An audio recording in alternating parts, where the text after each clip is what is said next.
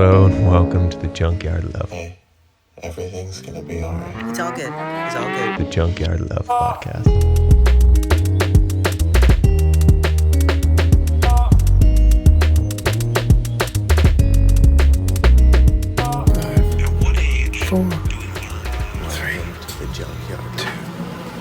Mr. Blake Hull, welcome to the podcast. Thank you for your time. I appreciate you, man. I'm looking forward to chatting. If I had to put you in a rear naked choke and say, "Give me a bio," what would come out? Yeah, I am. I always want to go with like accolades, right? The achievements. I've done this.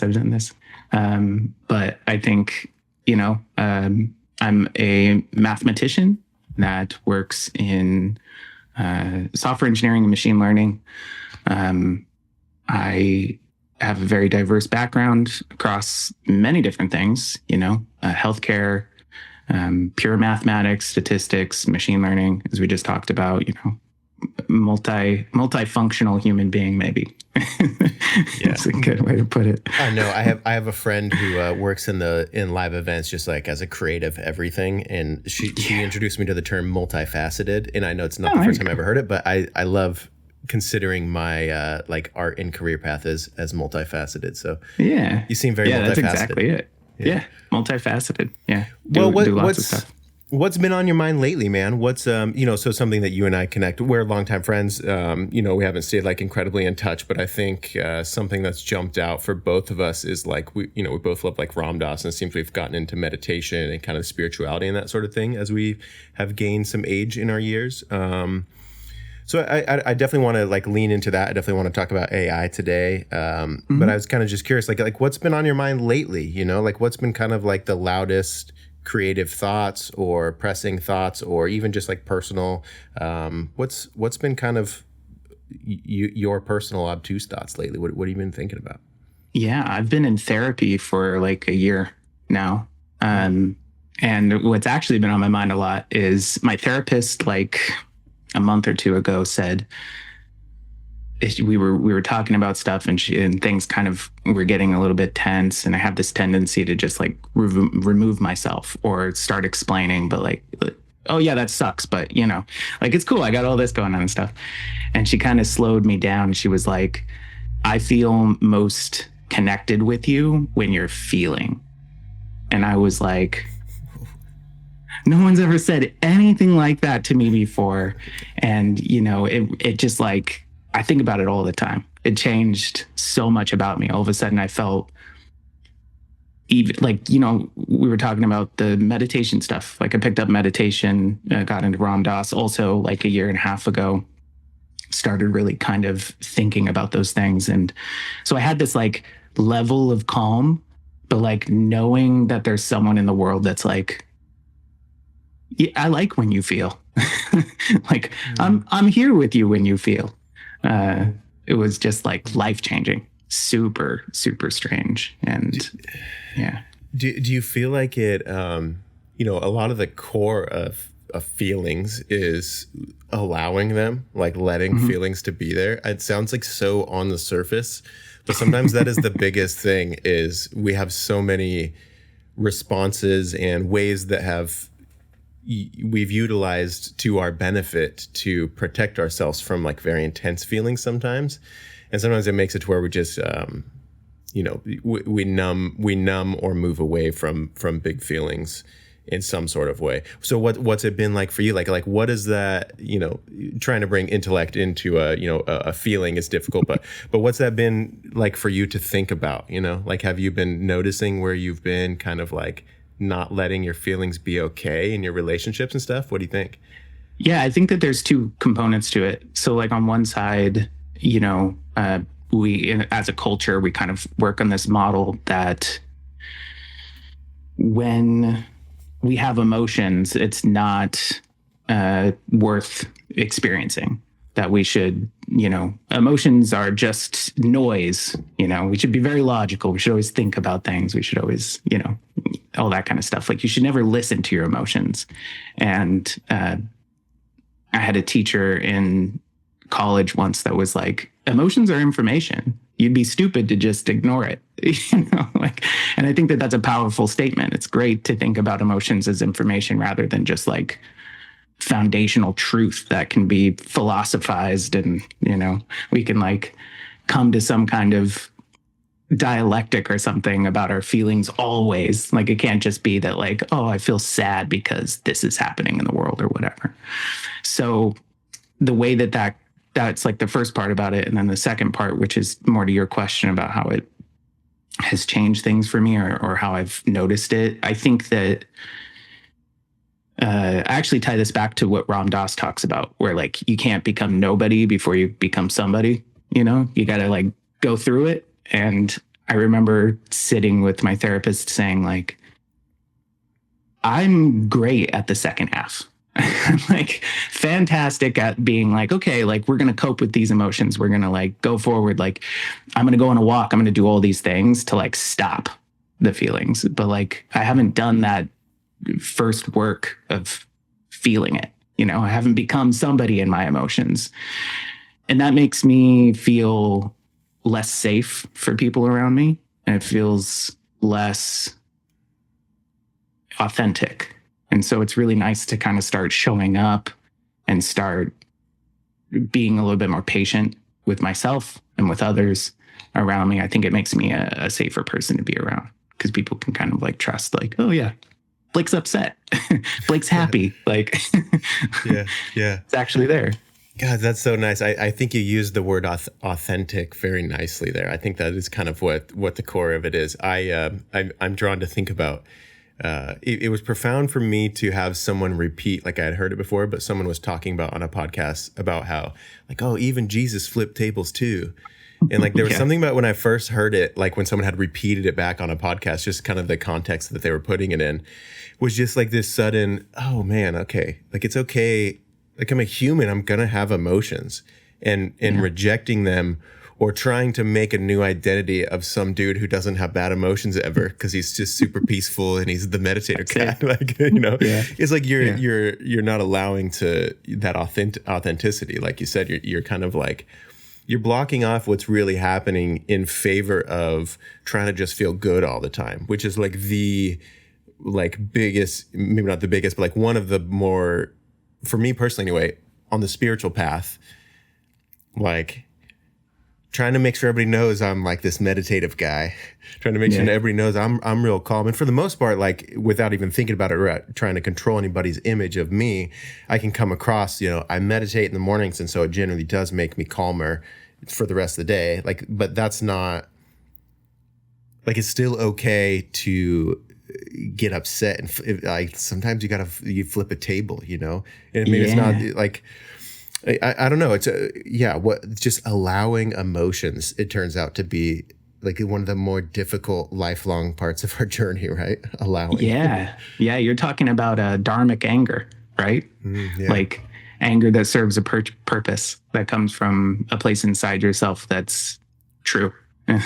That's, when Jesus starts flipping tables, he's not doing that just because he's angry, just because it's like, this doesn't serve any purpose, I'm just freaking out.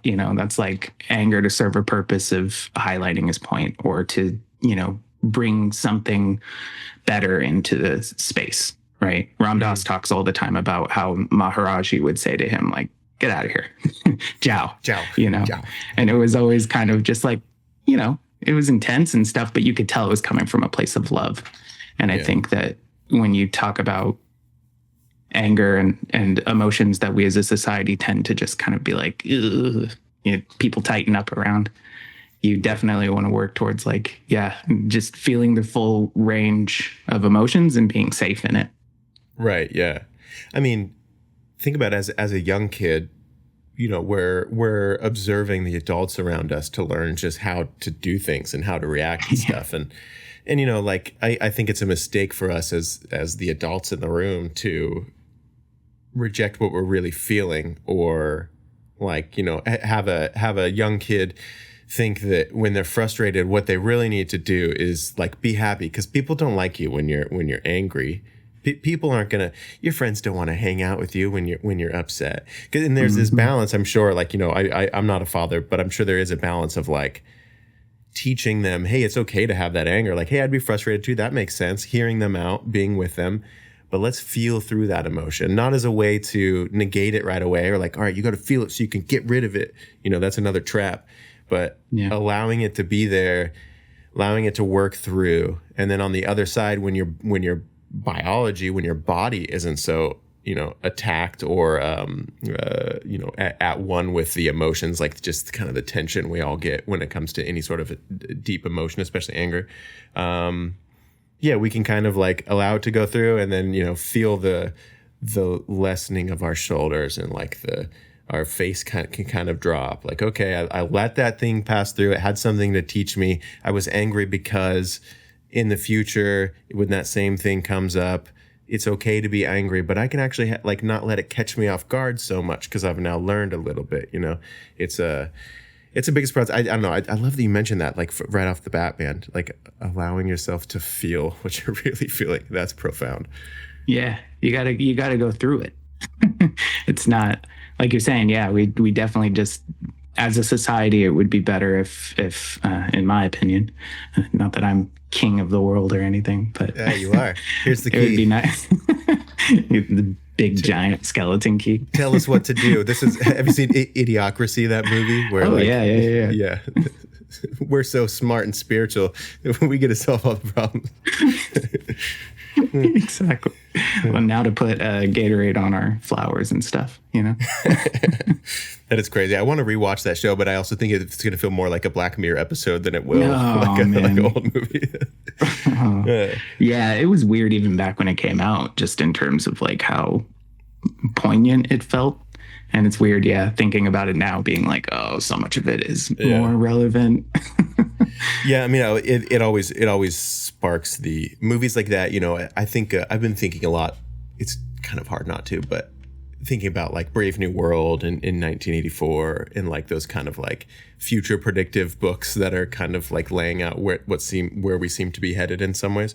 But I don't know. Sometimes those books are just like, I don't know. Becoming aware of that stuff is just heavy, and you wonder where ideas come from. I guess basically is like, man, somebody 40 years, 50 years, 60 years before this thing happened had these ideas, and they sat down in their apartment and just started like writing them out and creating a book that, like, you know, I mean, like the writers of The Simpsons, how do they keep predicting everything? You know, it's interesting where just kind of where our ideas about society as a whole kind of come from. I don't know where I was going with that, but it took us on a left field adventure. It wasn't that left field, because Aldous Huxley is very interesting actually in his, you know, he wrote Brave New World, and he did mescaline. So he was like an early adopter of psychedelics, and then he like changed his whole view on things and started writing these books that were more about like getting in touch with yourself and stuff. So not too left field. Yeah. Hey, see, it's all full circle, isn't it? It's all connected. It's all connected like mushrooms, man. It's all connected. I was actually listening to, have you heard of Paul Stamets? He's a mushroom guy. Yeah. He was just yesterday on the new episode of Joe Rogan. I listen to a lot of Joe Rogan's podcasts, and he was on there again. And just, man, some of the concepts that he talks about just expand my mind into the world. I also did a little bit of mushrooms yesterday, so that's in that same ballpark. Yeah, it's so connected, man. But I don't know where I was going with that. I mean, I think psychedelics in general, they cause that self-reflective, you know. So what something we were talking about at the, you know, just not long ago was feeling emotions that are really there. I remember, so I did microdosing of mushrooms a few years back. I've done a couple macro doses, but I done microdose just like very. I did the Paul Stamets protocol. I forgot exactly how much. I had it all measured out, and you do lion's mane, you do niacin with it, and whatnot. And I did that for like 4 or 5 months. And dude, one of the biggest takeaways that I had, and it was frustrating for a while because you go in thinking you know what you need to fix about yourself when it comes to psychedelics. Like, I need to work on blah, blah, blah. And then like this just random left field thing comes in. You're like, I don't want to process. That sounds gross to process and not fun. I don't want to, but I want to work on this thing. And mushrooms and psychedelics aren't like that. And one thing that I had to work with, and I feel it made me better at my job. It made me more kind of intertwined with my own masculinity, for lack of maybe a less broad term, was allowing myself to feel anger at work. Like sometimes people do some fuck shit at work and you go, hey man, that's enough of that fuck shit.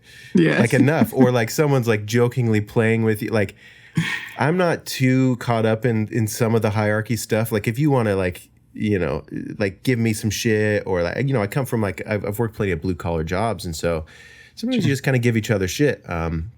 But there'd be some instances where before I was microdosing where I'd take a little bit too much and it would kind of like, you know, the person's trying to take me out. They're trying to take me out of the knees or like bring me down to some level, whatever. And most of the time I just brush it off. But it's funny, when I'm on microdosing mushrooms, you'd think I'd be like even more airy-fairy about it. But I'd stand up for myself and tell people like, nah, dude, you're not going to talk to me like that.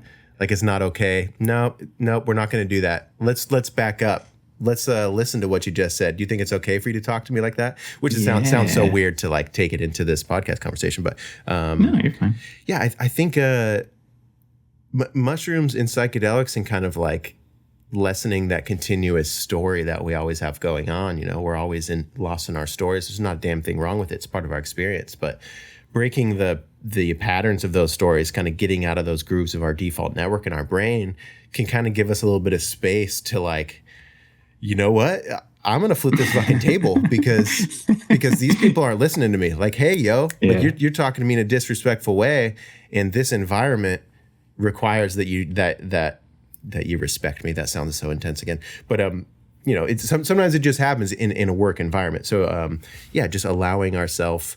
Have you had, you know, outside of that conversations with your counselor recently, have you had any moments, just like as a man, as a, you know, like growing up and like trying to, I don't know if the word masculine works for you, but just kind of like leaning into allowing aggression, allowing like more precise communication, those sorts of things. I don't know. Does that spark anything for you, Blake? Like just being more masculine? I don't know. Yeah, let's get into this. This is an interesting. I don't know where we're going here. I guess we're going to talk about the manosphere. No, let's do it.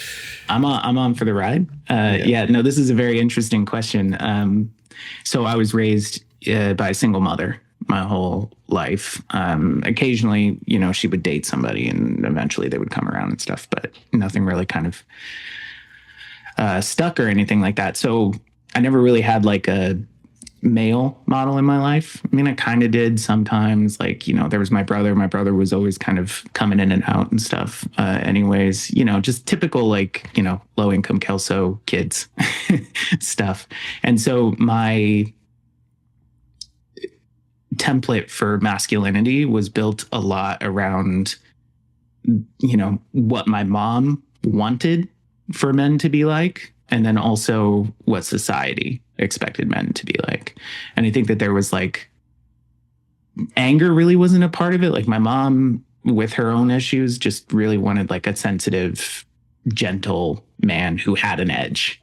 Ooh, yeah. and so in a lot of ways, I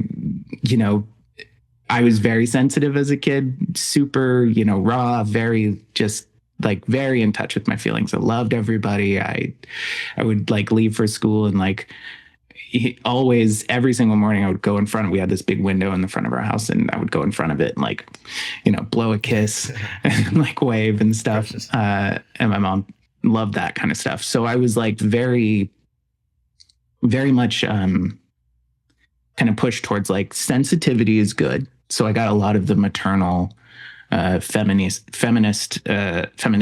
qualities that people get, typically just reserved for women in our society when they're coming up. Got a lot of that at home and stuff. And then I would get bullied a little bit. You know, I'd go and hang out, and I was kind of just a little bit weird because I would cry over tiny, tiny, tiny things. I was just very sensitive. I wanted everybody to be nice. There was a lot of like feeling in it.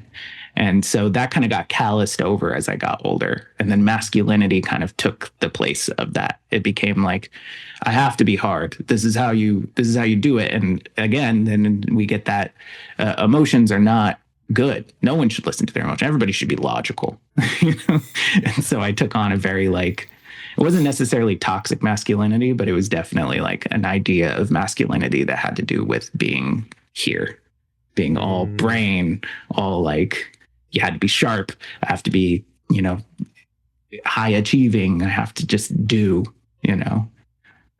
but yeah, I think that's where masculinity kind of got intertwined with me for sure. Yeah. And so now you find that it's something that you're actively working on as you're 33, right? 34? Yeah. 33. Yeah. I mean, how interesting is that? It's like something you have to like, all right, let's go back in the old folders and see like, not necessarily that, hey, this is something about me that I need to change, but hey, let's look into like why I was the way that I was. How did I get there? And what could I apply? What new knowledge and practice at this age in my life at 33 could I apply to kind of like smooth out those, the way I see it, I always use the analogy of kind of like the body armor, especially when we're kids and teens, especially if we're ultra sensitive, we've got to put on some layers to like, protect ourselves. Like you're talking about like all in the head, this intellectualized, like let's bring logic to this. And sometimes we put so much of our energy up here. It's like, wait, let's keep our heart protected. Let's put some armor over our heart so people can't like, while I'm thinking up here, people can't like poke me in the heart with an arrow, But yeah, so I wonder like how similar, because I find a lot of what you were saying, I find a lot of similarities in me, and so I wonder how many other dudes who are around our age are kind of reapproaching what I don't know if it's the correct terminology to call it, like the masculine and feminine energies. Those words are super intense nowadays, but I think we wouldn't be shocked to learn that there's plenty of other men who are kind of trying to revamp their understanding of their own emotions and approaching those things, I hope so. Yeah. There's kind of a crisis with that too. Men definitely, in my opinion, as a member of the group of men, need to revisit. Yeah. Revisit it because it does things like, at high levels in businesses, for example, at the C-suite level, you get women that come in, but they've adopted male characteristics. And so they're in those spaces, not bringing feminine energy in like I would like to see. I think that there's a lot of that happens too, because men are too unwilling to change, right? Like we're the power structure, we're, the ones that are running the game. And so it's like, yeah, you can come up here, but you got to play our game. Because we're not going to change. Yeah.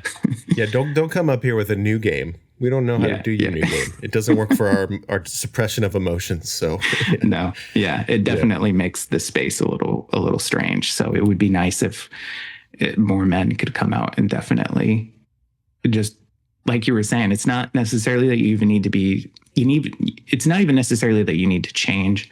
You just need to be more mindful about why you're doing the things that you're doing. And that's where meditation really comes in handy, Oh, absolutely. Yeah. I mean, I love Pema Chodron. Have you heard of any of her work? She's a meditation teacher. Oh my God, dude. It sounds familiar. Maybe I'll send you a book. PEMA space CHODRON. Pema Chodron. God, she has so many good books. She's one of those teachers that, so in my, I got certified in mindfulness meditation teacher training, and she was like our main curriculum, like our main one book that we read was, I think it's called Start Where You Are by her. Beautiful name.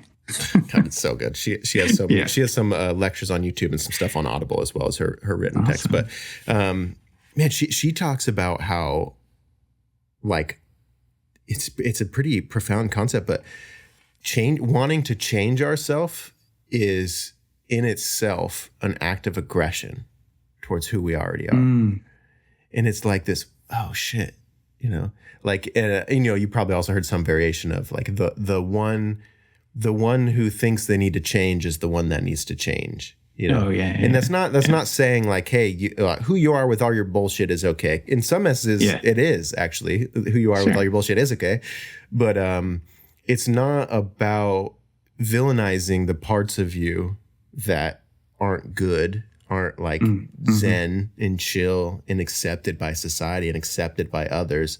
It's allowing those things to be there and not feeling that you need to change them by like, no, let's reject this part of who I am and what I'm actually experiencing, but more of like this, oh, you see it, you know, like you sit in meditation and you see the way that your mind is, you see the way that you are. And it's frustrating because you're like, God, I'm super annoying sometimes. Like, why am I keep doing that? But it's also just, it's all an invitation to like, oh, I'm a little annoying sometimes. I'm a little sometimes. Well, that's okay. It's who I am. You know, it's not just by recognizing it and bringing the intellectual side of our mind into like, all right, let's shine the spotlight onto these patterns of who I am. And just because you shine a spotlight doesn't mean you get to freaking change it or get rid of it or something. You know, you still, if you're going fishing with like, and you're in Louisiana and you're shining the light into the water, like just because you see a fish doesn't mean you're eating. You know, you still gotta, you still gotta. I don't know where that Louisiana fish reference came from, but it's a deep cut, I guess. Deep Louisiana cut. Yeah. But yeah, no, I just love that. I think meditation is a constant. You know, you uncover layers about yourself, but that is kind of one of the bigger continuous journeys that we embark on is like, oh, am I rejecting a part of me to try to change it so I can be better and accept myself more? Oops. Oh, I don't need to do that. I can just allow it. Okay. Absolutely. So man, I would love to, if you have any more thoughts on that, please interrupt my rambling, but I would love to just kind of learn more about your meditation practice and kind of how you first stumbled into it. Yeah, no, that's great. I think it's funny because what you were just saying, you know, about like really seeing like who we are, you know, witnessing our thoughts and kind of like, you know, and cultivating the witness. The person says, "Oh, there's anger. Oh, yep, yeah, here it is again. Oh, there's my jealousy." You know, something that's there is truly a beautiful skill, I think, for people to gather and strengthen. For me, what I had tried meditating many times over the years, just like I've tried journaling many times over the years, and I just couldn't get into it. And I remember one time I was just like, okay, I'm just going to do it. I think I heard Ram Dass talking about, you know, just some idea of what meditation is supposed to do, and it just kind of clicked with me. I was like, oh, okay, like that makes sense. I'm not supposed to be doing anything except just stay here, you know, or like focus on the muscle, like whatever you want to do, just do that. Just let it happen. Every time I like, you know, go away, I'll just what does it feel like to do that? Okay, no, don't worry about feeling. Let's just like breathe. You have one thing to do. And doing that, I did it like the first time. I was like, I'm committed. I was very serious about it. I'm like, I'm committed. Something's going to happen. Yeah. And sure enough, after like 40 minutes of just like forcing myself to just like letting it happen, it was like my thoughts kind of ticker taped out. And all of a sudden I was like, there was like that, you know, that beautiful space in between a thought where it's like, you're free. And then the next thought comes in and it like, you know, it's fun now a year and a half later to like have those moments because I can be like, and here's the next thought. Peace. Next thought. And like not that long ago, mostly I just do meditations. So I love to just like meditate for a little bit and then may all beings be happy. May all beings be free, you know. Can you expand on what I assume people listening are probably have heard me ramble on about meditation. Will you give me a brief explanation of what meditation is? Yeah, the way that I use it is mostly as a way to deal with the aggression that I have just in general, because I feel like it currently, as I feel it, closes me off. So for me, meditation is a way to open myself back up, to feel more compassionate, to truly like be love and compassion. And so as meditation is the loving compassion meditation, I love to use it. So I do the regular meditation, get myself kind of, not regular meditation, but just chilling. And then once I kind of get to a space where it's like, okay, I'm feeling really like in myself, then I say the mantras, the 3 different versions of the mantras, which are, may all beings be safe. May all beings be healthy. May all beings live with ease. And may all beings be free. And then I do, may I be this way, and then may you be this way. And usually when I'm at the you part, I'm thinking of someone, something that has brought me, some kind of anguish in some way. So going through a breakup, oftentimes when I do meditation, I'm thinking of my ex. And my ex is on my puja table. I use every morning when I wake up, I'm like, I have a picture of Maharaji and some other people. And I'm like, good morning, Maharaji. Good morning, Grandpa. Good morning, Janet. Kind of move on. Yeah. And just kind of try and like soften that feeling, because it's not great. So anyways, that's the way that I use meditation. I love that. Yeah. I think meditation is super powerful, because really a lot of meditation is we're really trying to break the patterns of our conditioning. We're trying to break our, get a little sliver, like you said, that space in between, our stimulus and response. A lot of times we can live our whole life just in response, and we don't even realize that there's been stimulus popping us off this whole time, But so with meditation, so when you first started doing it, I found, and I've heard other meditation teachers talk about this, I found that it took me a long time to get to where I could wish myself love. Like that was genuinely difficult.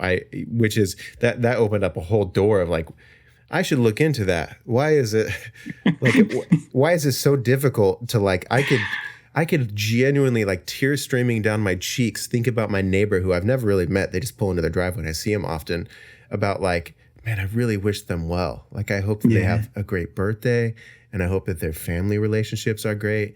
And I hope, oh man, 4th of July, I hope they have the best 4th of July. And you could think up these things, and it's like real in your body. You're like releasing all these chemicals of just, I'm really genuinely sending this person gratitude. Like, I really wish them the best. Yeah. And then, all right, think about me.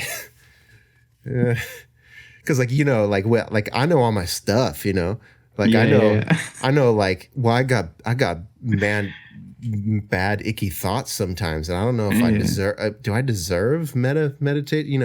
Like what a silly thing to like get caught up on sending ourselves, the same love that we can kind of seamlessly send to others. But so that's a whole journey. So I wonder for you, Blake, was it, did you have anything similar, like where it's difficult to send yourself love?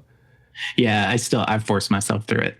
Yeah, it's hard. So yeah, I'm slowly pulling that one off. I'm not even at the point, like I say it and I can tell it's just kind of like there's still a lot of that coating on me that washes it off immediately. It's like a beating, like a rain protector kind of thing, It's like the water just streams off. It's like, yeah, it's kind of like that. It's like I gotta wash it some more.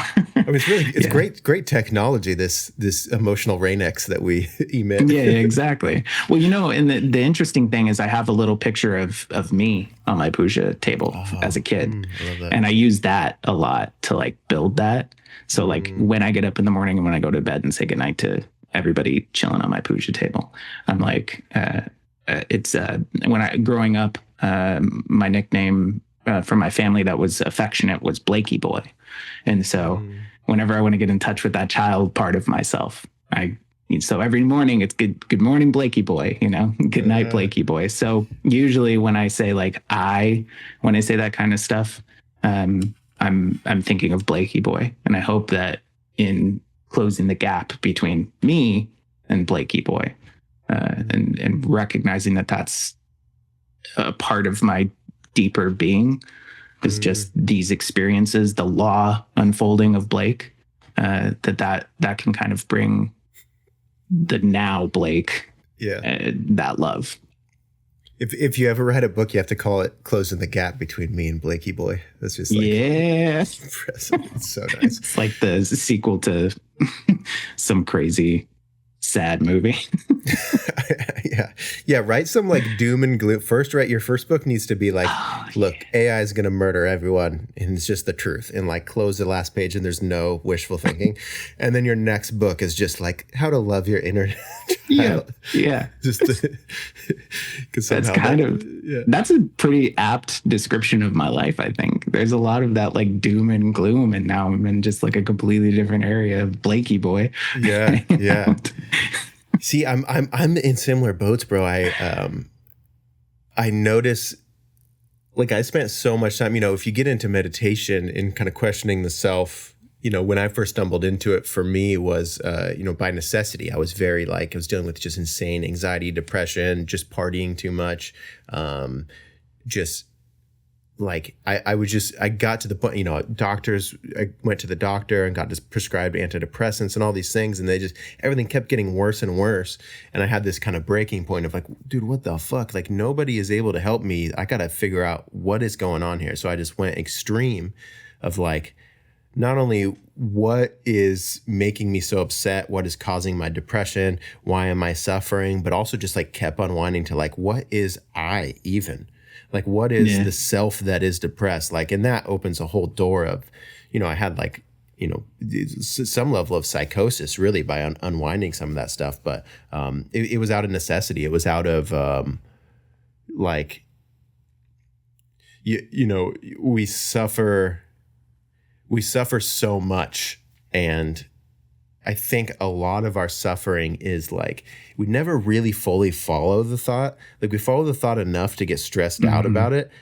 But like, if we keep following it and like really accepting it, like we can it sounds nihilistic. It sounds negative, as we would say, but I kept following the thought, like, what is the self? And suddenly you realize, like, after some meditation teachers and books, you're like, oh fuck, the self doesn't exist. Like, who I thought I was suffering. And, for anybody listening, I know that sounds maybe like a little bit of a freaky thought of like, what is the self and who am I and all that stuff. But there's actually a lot of freedom in it, to recognize that we are kind of a maelstrom of patterns and experiences and happenstance of we're kind of continuously reacting to things that happened to us when we were younger. And so,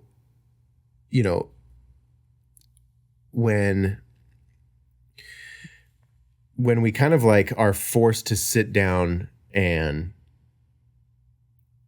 face and accept like our death, like there's this saying in the like Eleusinian mysteries of like, if you die before you die, when you die, you will not die, and it's kind of flirting with like, if you can become aware of what the ego is, and not ego in the word of like the cheapening of like, oh, that guy's cocky and he's at the club and he's got, puka shell necklaces or whatever kids wear. What a stupid sentence. But like, really of this, like right in between all this love and this meta and like, oh, my neighbor, like they're so precious and they had a childhood. But like in the same sentence, I can go like, yeah, death is absolute. Like, we're going to die, and it sounds morbid, right? But it's actually kind of two sides of the same coin. You can't decouple them. There is some truth and beauty in kind of, in some ways, accepting that how minuscule and soft and quick this whole experience is. Like, what a mistake to not be able to find grace for your parents for like giving you the only tools they had, in this very minuscule, short existence that we have the gift of like somebody loving us, of somebody taking caring of us to the best of their ability. And I think it just goes hand in hand. I'm trying to land on a question here for you, Blake, I guess, just like maybe that line between acceptance of kind of our death and our mortality, and like, what does that have to do with meta loving kindness meditation? Like, do you find any correlations on your journey between those, those yeah, things? that's actually pretty poignant. That's my in with myself, actually, like to loving myself is like, paying attention, I thought for many years about death and what that whole trip is about. And a lot of years being scared and taking very existential views on that. And this idea of like, well, when this is it, this is it. Like the logical side of me was always just there thinking like, well, it's just chemical processes and electrical signals and things are connected in a certain way. And if they're not connected that way, then, ship of Theseus arguments of like, if I replay, like, how am I still the same person I was when I was a kid? What is the common thread? That's crazy, And so kind of following all that, the thought that I have of dying and being like, I'm going to miss this. I'm going to miss Blake. I'm going to miss hanging out. I'm going to miss all the people that I have in my life, all these people, all the beings that I've interacted with, the animals, stuff like that. I went on a walk the other day and I saw a cat and it's like, oh, we're alive at the same time. Like, how sick. We're connected. Like, oh, you're looking at me. I'm looking at you, man. Like, this is it. How'd you get into that moment? One? As Ron Goss would say. Exactly. Yeah. And so recognizing that I feel that way is one of the most powerful things that have brought me to a place of being able to even say like, oh, I must love myself. Because if I can sit here and be like, oh, this is going to kind of suck to not do this. Like when you get past all the like scare, all the stuff, when you can separate enough from yourself to be like, oh yeah, but like when I die, even if I can't like, okay, I'm not going to know that it's going to be what it was like before I was born, but I'm not going to, that sucks. Like right now I'm grieving that, that sucks. I want to be around to do Blake stuff, like that is enough for me to like, to just continue to push it, to continue to like, okay, there's a part of me and there's somewhere in there I do love myself. Somewhere in there I do see that. I do really like grab onto that. So there's something in there. Yeah, there definitely is. There's some through line. I mean, for me, it was really helpful. Like because it turned a continuous scary thought, someone who's dealing with like suicidal ideation, depression, that sort of thing. You have this kind of like, well, I guess I'll just kill myself and then it'll all be over. Or, I think as an artist, I've talked about this on the podcast before, but I kind of had some weird fantasies around the 27 Club too. Like, oh, I'll be important once they'll check out my art and see its geniality once I'm dead, and it's this, like, it sounds so silly and tongue in cheek and all these things, but like, that's really where my mind was back then. Like it sounds like this childish, like call out for attention, really. In a lot of ways, I think, really it was in so many ways. Like, make sure you recognize how important I am. And it's like, what, like, that's for you to, like, you're already important. It's already being recognized. It's kind of like, once you can fall back outside of your stories and have a relationship with the greater universe that's like moving through you, it's like that importance is already there and nobody has to tell you it and you don't have to reaffirm yourself. Like, it's fine. Like, exactly who you are is only who you are and there's nobody else like you. And that is fucking holy crap. Like zoom out. What a like, trip. Yeah, what a trip indeed. Zoom out. Zoom way out, dude. It's just like, how precious is this whole thing, and what a mistake to make ourselves so small, as to like, overlook our own importance.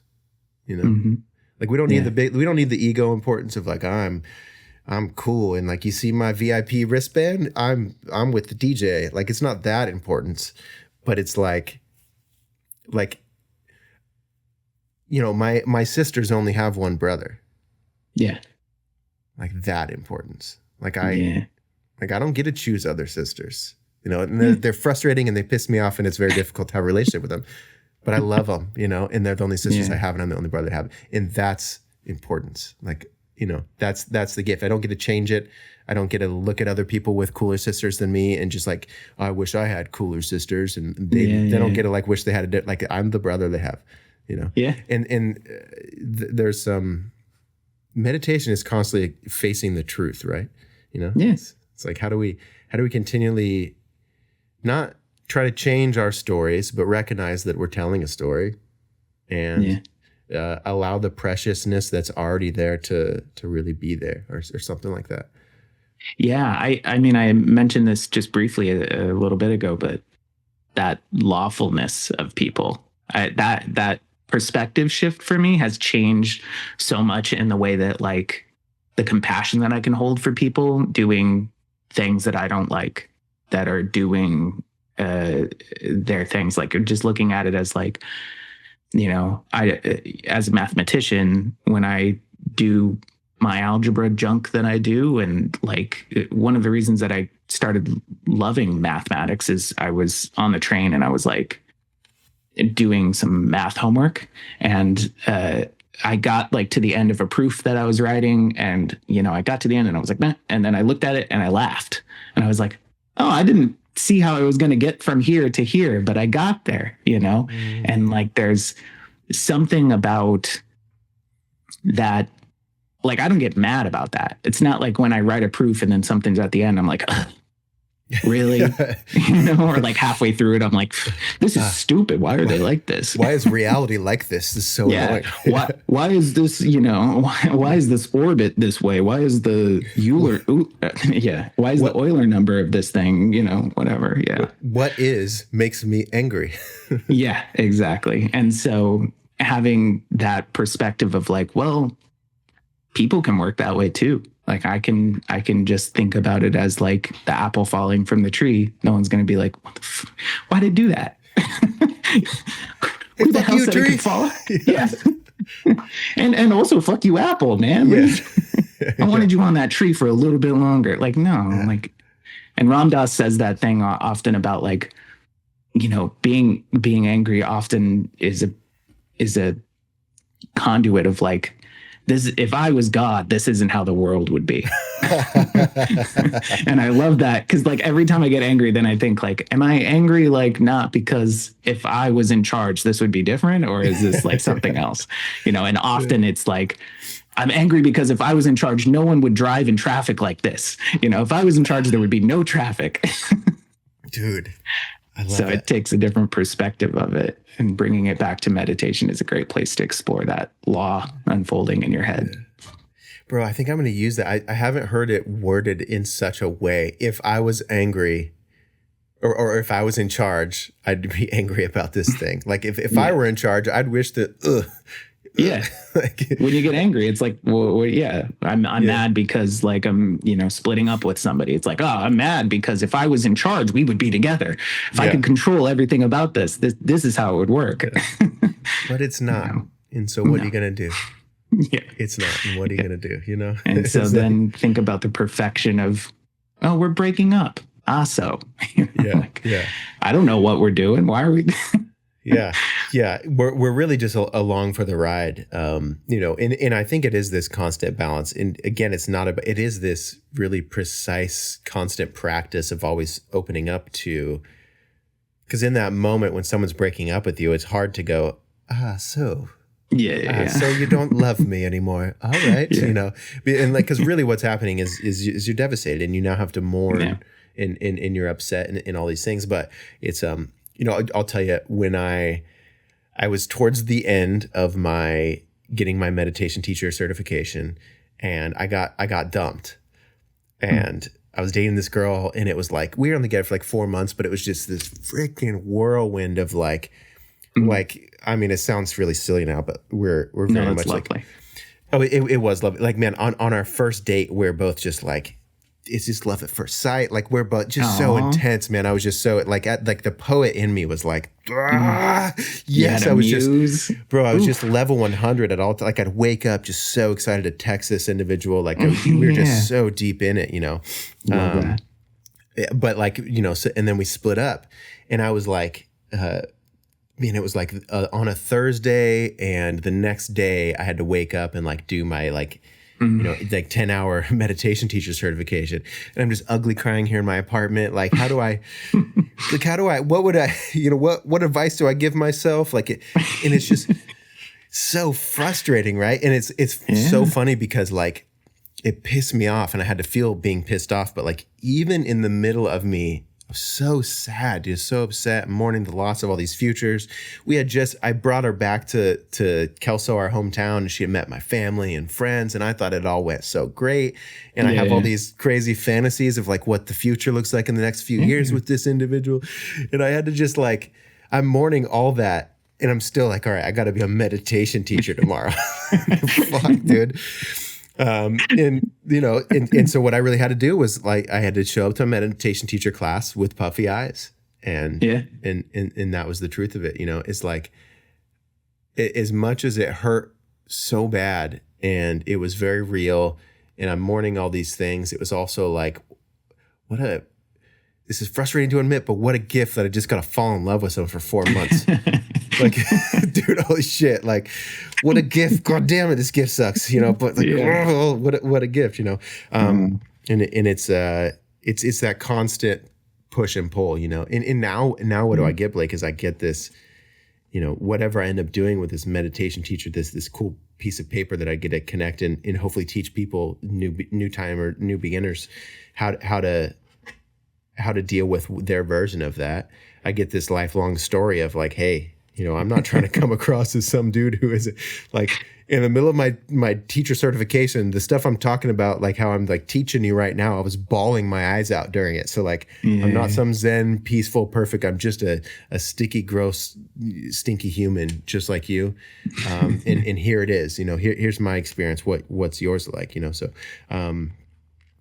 meditation is this constant, like allowing those gushy, wonderful, beautiful, liquidy, yolky feelings to happen, but also like the sharp edges of metal that life is, and like sometimes sometimes your arm gets cut on that sharp metal and it hurts, and that's still absolutely life. That's still life too, Yeah. And you need somebody in your corner saying, the moments I feel most connected with you are when you cut yourself on those sharp corners. Like you're okay when you're bleeding. Yeah. Like you're crying right now. That's okay. You're not wrong. Yeah. It's a beautiful thing for sure. And meditation definitely helps cultivate that in yourself. Yeah. Okay. So how did you, I think I barreled through the question that I asked earlier. How did you very first get into meditation? Like, so you said like something with Ram Dass first clicked with you, but like even listening to Ram Dass in the first place to me is like, that's a step in towards meditation. So like, I mean, maybe even let's take a step back farther. How did you kind of first get into spirituality? Like, was that a profound shift for you? Yeah, I think so. I don't even know, man. It's I was very averse to it for a long time. I've been very frankly critical of astrology and anything woo-woo. I was like, nope, don't believe it. And just in exploring myself, and there's been a few times in my life where I've witnessed my authentic self showing up to things, and that it's like too heavy. Like it's scary for me. It's a lot less now, but it was, very scary. It's like, oh, okay. All right. I better chill out. I better not. Blakey Boy's not allowed here. Or like, I don't know if this is true. So I'm just, even if I feel it, and I was very staunchly like, this doesn't make sense, so it can't be true. It has to make sense. And so I just continually pushed back against everything. I was always trying to look at why are things not the way that they are? And going through mathematics, you learn different ways to prove things, and you learn that it's a lot harder to prove that something is a certain way than it is to prove that something is not any other way. And you get stuck in these kind of traps of, how am I going to perceive the world? And in a lot of ways, doing all of that mathematics, it changed so much about how I perceived truth and value and what anything meant anywhere, for anything. And so I actually gave the Beatles a listen. I was like, all right, maybe, everybody likes the Beatles. Maybe I should listen to something more than just some of the White Album. So I listened to the White Album, and now I have the Magical Mystery Tour back there on my wall. It's been a long journey, but I think really actually just getting into the Beatles, I was like, well, I mean, they kind of got into psychedelics. They did. Paul McCartney probably meditates, you know. My dad meditated. Maybe I should just like try it. And I was like, I have no idea what to do with it. I think I looked up some YouTube videos that were like, how do you meditate? Which is where I learned like, oh, you got to be, you know, focus, like live here for a minute, you know, focus there, all that stuff. So I think that's where like, yeah, I initially got into it. Is I just had these transformative experiences that kept slowly opening me up to things that weren't necessarily black and white. Yeah. Okay, man. I really want to learn more about your view on mathematics. I find when we were kids, I always found numbers like they didn't hit for me. I didn't somehow, some way. I'm about to place a fault on one of my teachers, but somehow nobody. I didn't hear the magic of math. Like now that I'm older and I listen to mathematicians talk, like I really, you know, Eric Weinstein. Mm-hmm. Yeah, I really, really like listening to him talk about like physics and stuff. But just like hearing people like that who are lit up by math talk about it and talk, you know, you learn about like the Fibonacci sequence and you learn about like just these super interesting, like mind-blowing facts about the earth that like only math can bring us to. And but I didn't have that until I was older. So I think, tell me, and you could take this question wherever and mold it into how it works for your explanation. How is math beautiful? Yeah.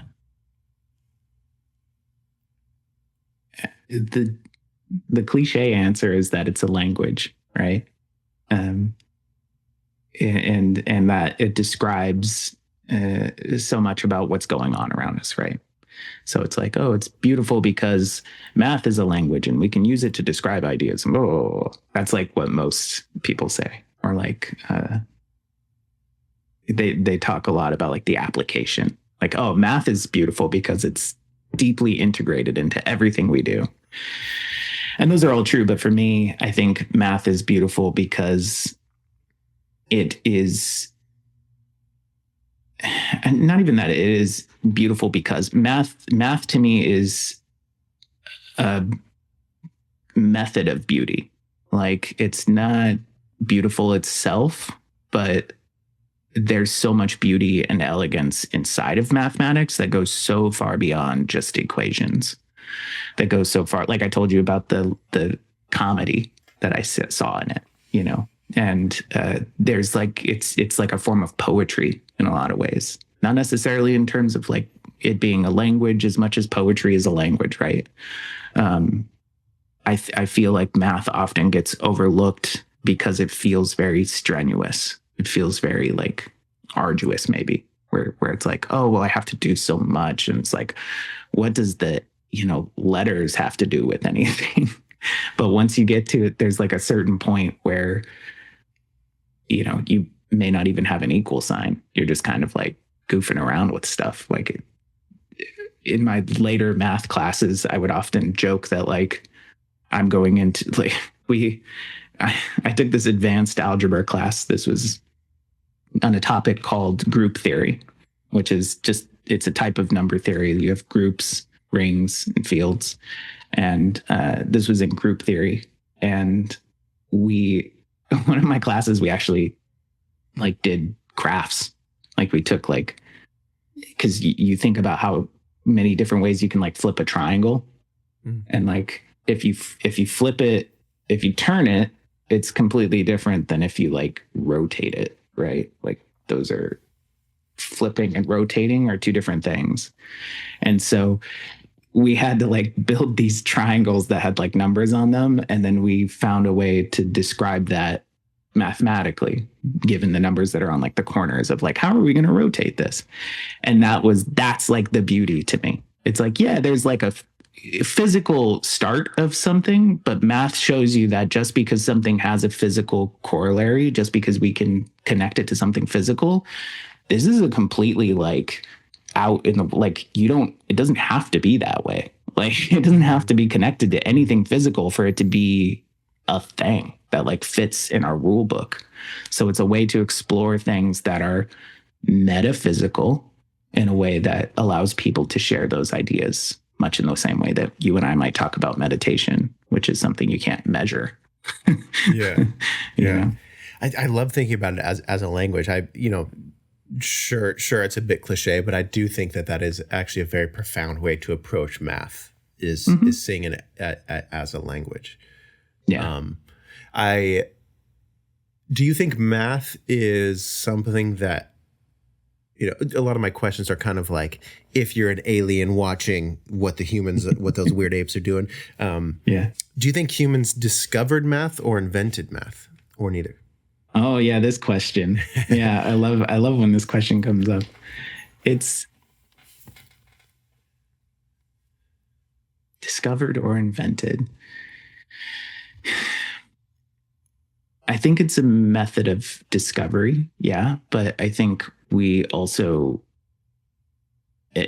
inventing tools to discover mathematics. So we're like, it's like a snake eating its tail. It's like, I think, yeah, we're discovering a lot, but every discovery just builds new tools to be able to discover more. So it's kind of weird. You think about like, oh, some of this stuff people couldn't even have thought of, 1,000 years ago. And some of that is true because some of it doesn't have any kind of connection to anything physical.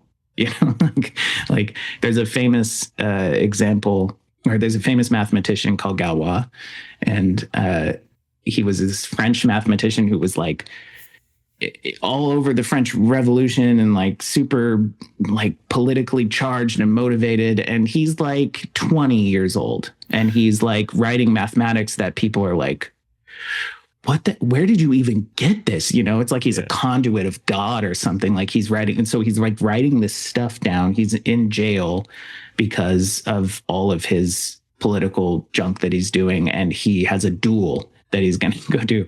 And so he like writes down this whole opus of like beautiful math. He's got his own field of math. It's called Galois theory. And it's all about Lie groups and like different, it's very related to group theory, like I was talking about, and all this stuff. So anyways, it's about symmetry and rational roots of polynomials. So it's like this like very abstract, like you can't look at this stuff. You have to describe based on maybe what you're thinking, what you can try and visualize maybe.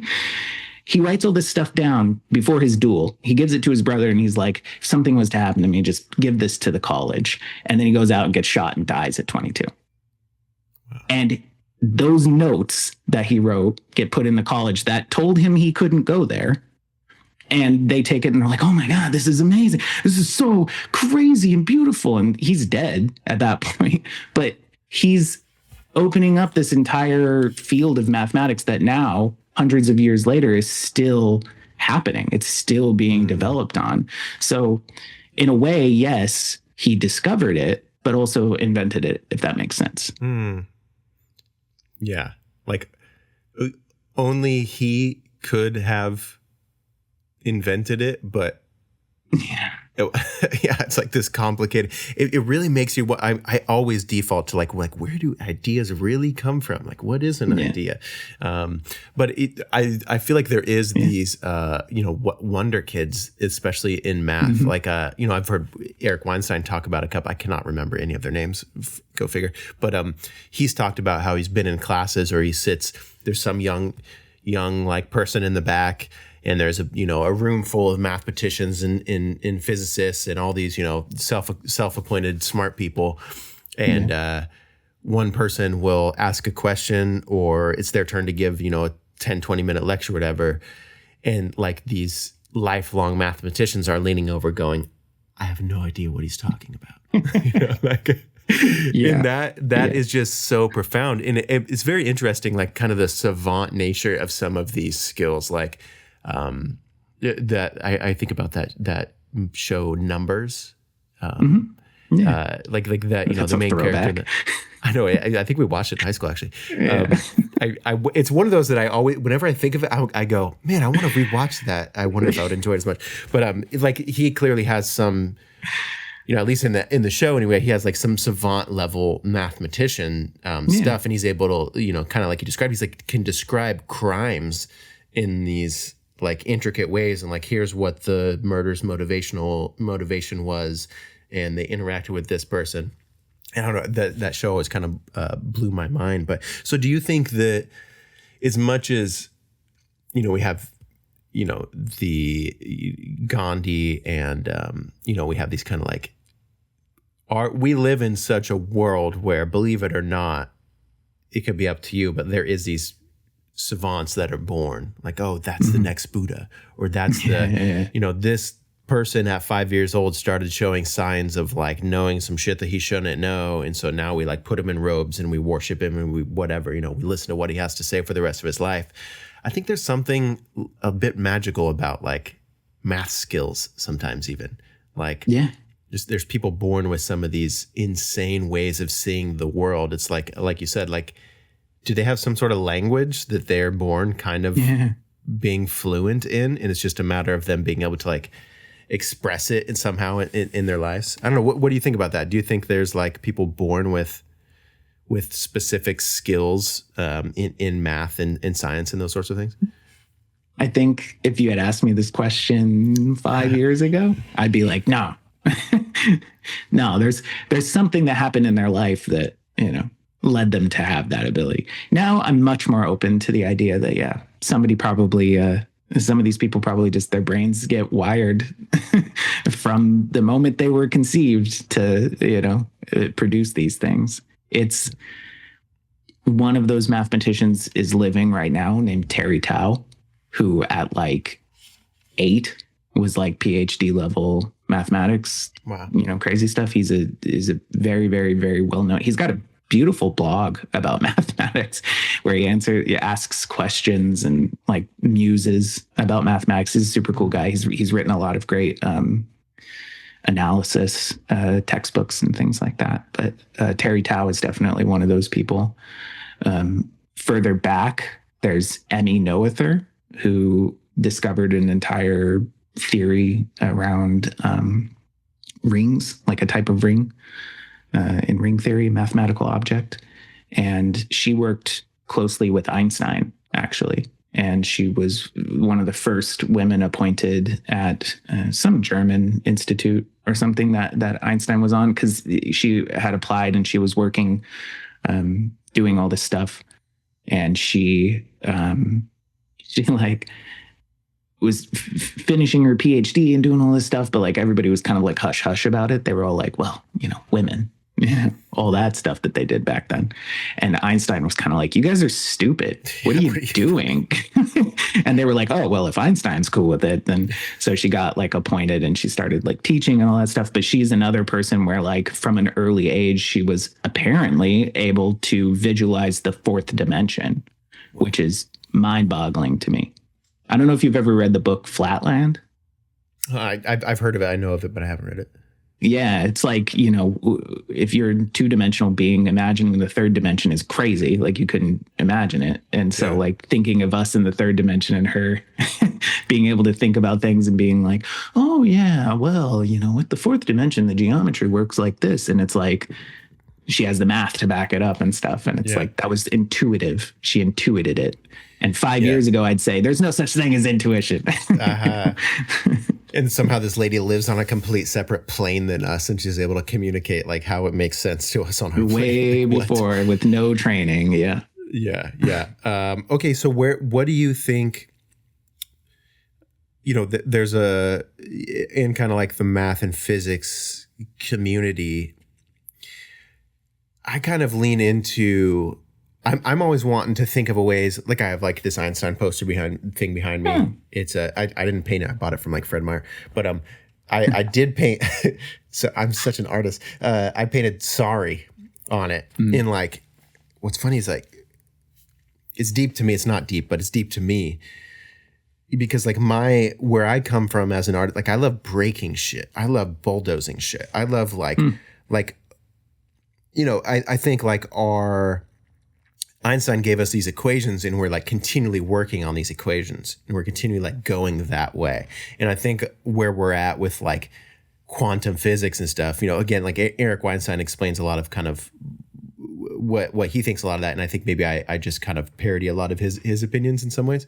But like, to me, I feel that we're more on the cusp as a species of like discovering a new way. Like, I don't think that our next big explosion in understanding who and what we are and like new dimensions and like whatever the future of technology and intelligence is, 20, 50, 100, 200 years. I don't specifically think that it's only in the direction that Einstein sent us. And I also don't think that it's in like this like quantum strangeness, this quantum weirdness. Like we keep, like there's a lot of, on YouTube and books and all these things, like I think we keep having these like quantum smoking guns that people are like, oh, this is how reality works. And like, it's actually many worlds. And at any point you're pulling from infinite number of worlds to make this reality. And like, we keep like sitting back, all right, we figured it out. Like, and to me, I'm just like, what is that? That's not an end. I hope this makes sense to you, but yeah, I don't know. So what do you, I'm more prone to think that our next advancements are not so much in the realm of quantum physics, but more so in not so much in the realm of physics at all, actually, for that matter. I don't think that what's new for humans in consciousness is let's get to Mars and we'll figure it out. Let's see what's beyond Mars. I don't think it's in time and space necessarily. I think that it's more in the weirdness of like psychedelics where like you unfold, you discover these other realms that are kind of all right here in some ways. So another impossible question for you, Blake, but what do you think about like the future of math and physics over the course of like 50, 200, 500 years? Are we facing the right direction? Are we going to get into some weird directions? Is it still math? Is it not math? I'll hand that to you. There's an impossible question. I don't know if it's impossible, but it's definitely an interesting question for sure. Where are we going? I'm immediately thinking about Ray Kurzweil. Do you know who that is? Yeah, the father of AI. Did you, as a sidebar really quick, did you know that he has all of his father's journals? His father was like a prolific journaler and he's like wrote every day and he's got like a whole room full of his father's journals from like 70 years of journaling. That's so sick. I didn't know that. No. He was originally going to like trying to digitize it and then rebuild his father digitally from all of this thing, which is absolutely insane and super cool. Yeah. But I think about him and the exponential rate of technology growth, exponential rate of growth in technology. So, I feel like everybody's, maybe I've just said it a million times over the many years, but, you think about like the difference between iPhone 1, 2, 3, and then like all the way up. Like it's the fact that we had no iPhone 20 years ago. And then, wait, was the first iPhone 2005? Maybe. 2007, I think. 2007. Somewhere around there. Yeah. So anyways, we didn't have an iPhone. And then the iPhone that we have today is like better than most people's cameras and like, more powerful than anything that's ever. And then, the amount of time it took for us to just get from like the computer that put us on the moon to, Windows with like and then we got on trackpads and, all that kind of stuff. So, and then we got iPads and like a lot of people are using their computers just straight off of an iPad. Where they have like a detachable keyboard and it's like, it's very, very futuristic, very, very weird. Nobody had any idea that that's where we were going with it. I mean, I'm sure there's some freaky people that were like in 100. I think there's some like books from like the 20s where they talked about like a future where people touch the screen and stuff like that. But I think that there's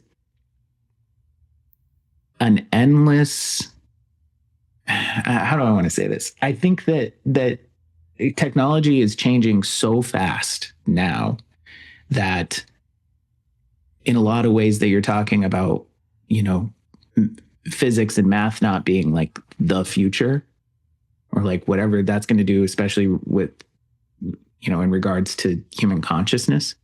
That's because so much of that is just happening all at once, right? With LLMs and AI, we can do protein folding, and we can figure out things for drugs in, fractions of a time that it used to take 10 years to figure out how to do one drug or whatever, or like figure out anything about viruses or anything about the human genome or anything like that. Like the computation power that we have today is insane, just in, my MacBook or in our phones, even just like the computation power inside of this to do things inside the one that's in my ear is crazy. I'm sure it's, better than whatever they put us on the moon with. Yep. And all it does is just put sound in my ear, So you're right. I think that society probably will do like a circle, the flat disk of time, where pretty soon it'll be too intense, and there will be I think our consciousness as our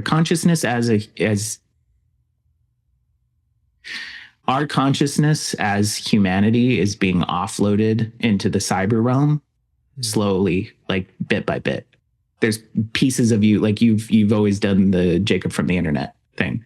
Like you're tuned into that, like that idea that there's a separate consciousness that's happening online, that's happening outside of us as humans. And we're slowly, like, so much is happening there that's not anywhere in the real world. There's stuff that I've said to people that if all the power went out in the world, it just wouldn't exist anymore. I mean, it exists, but like you couldn't get to it. You couldn't experience it. You couldn't see it.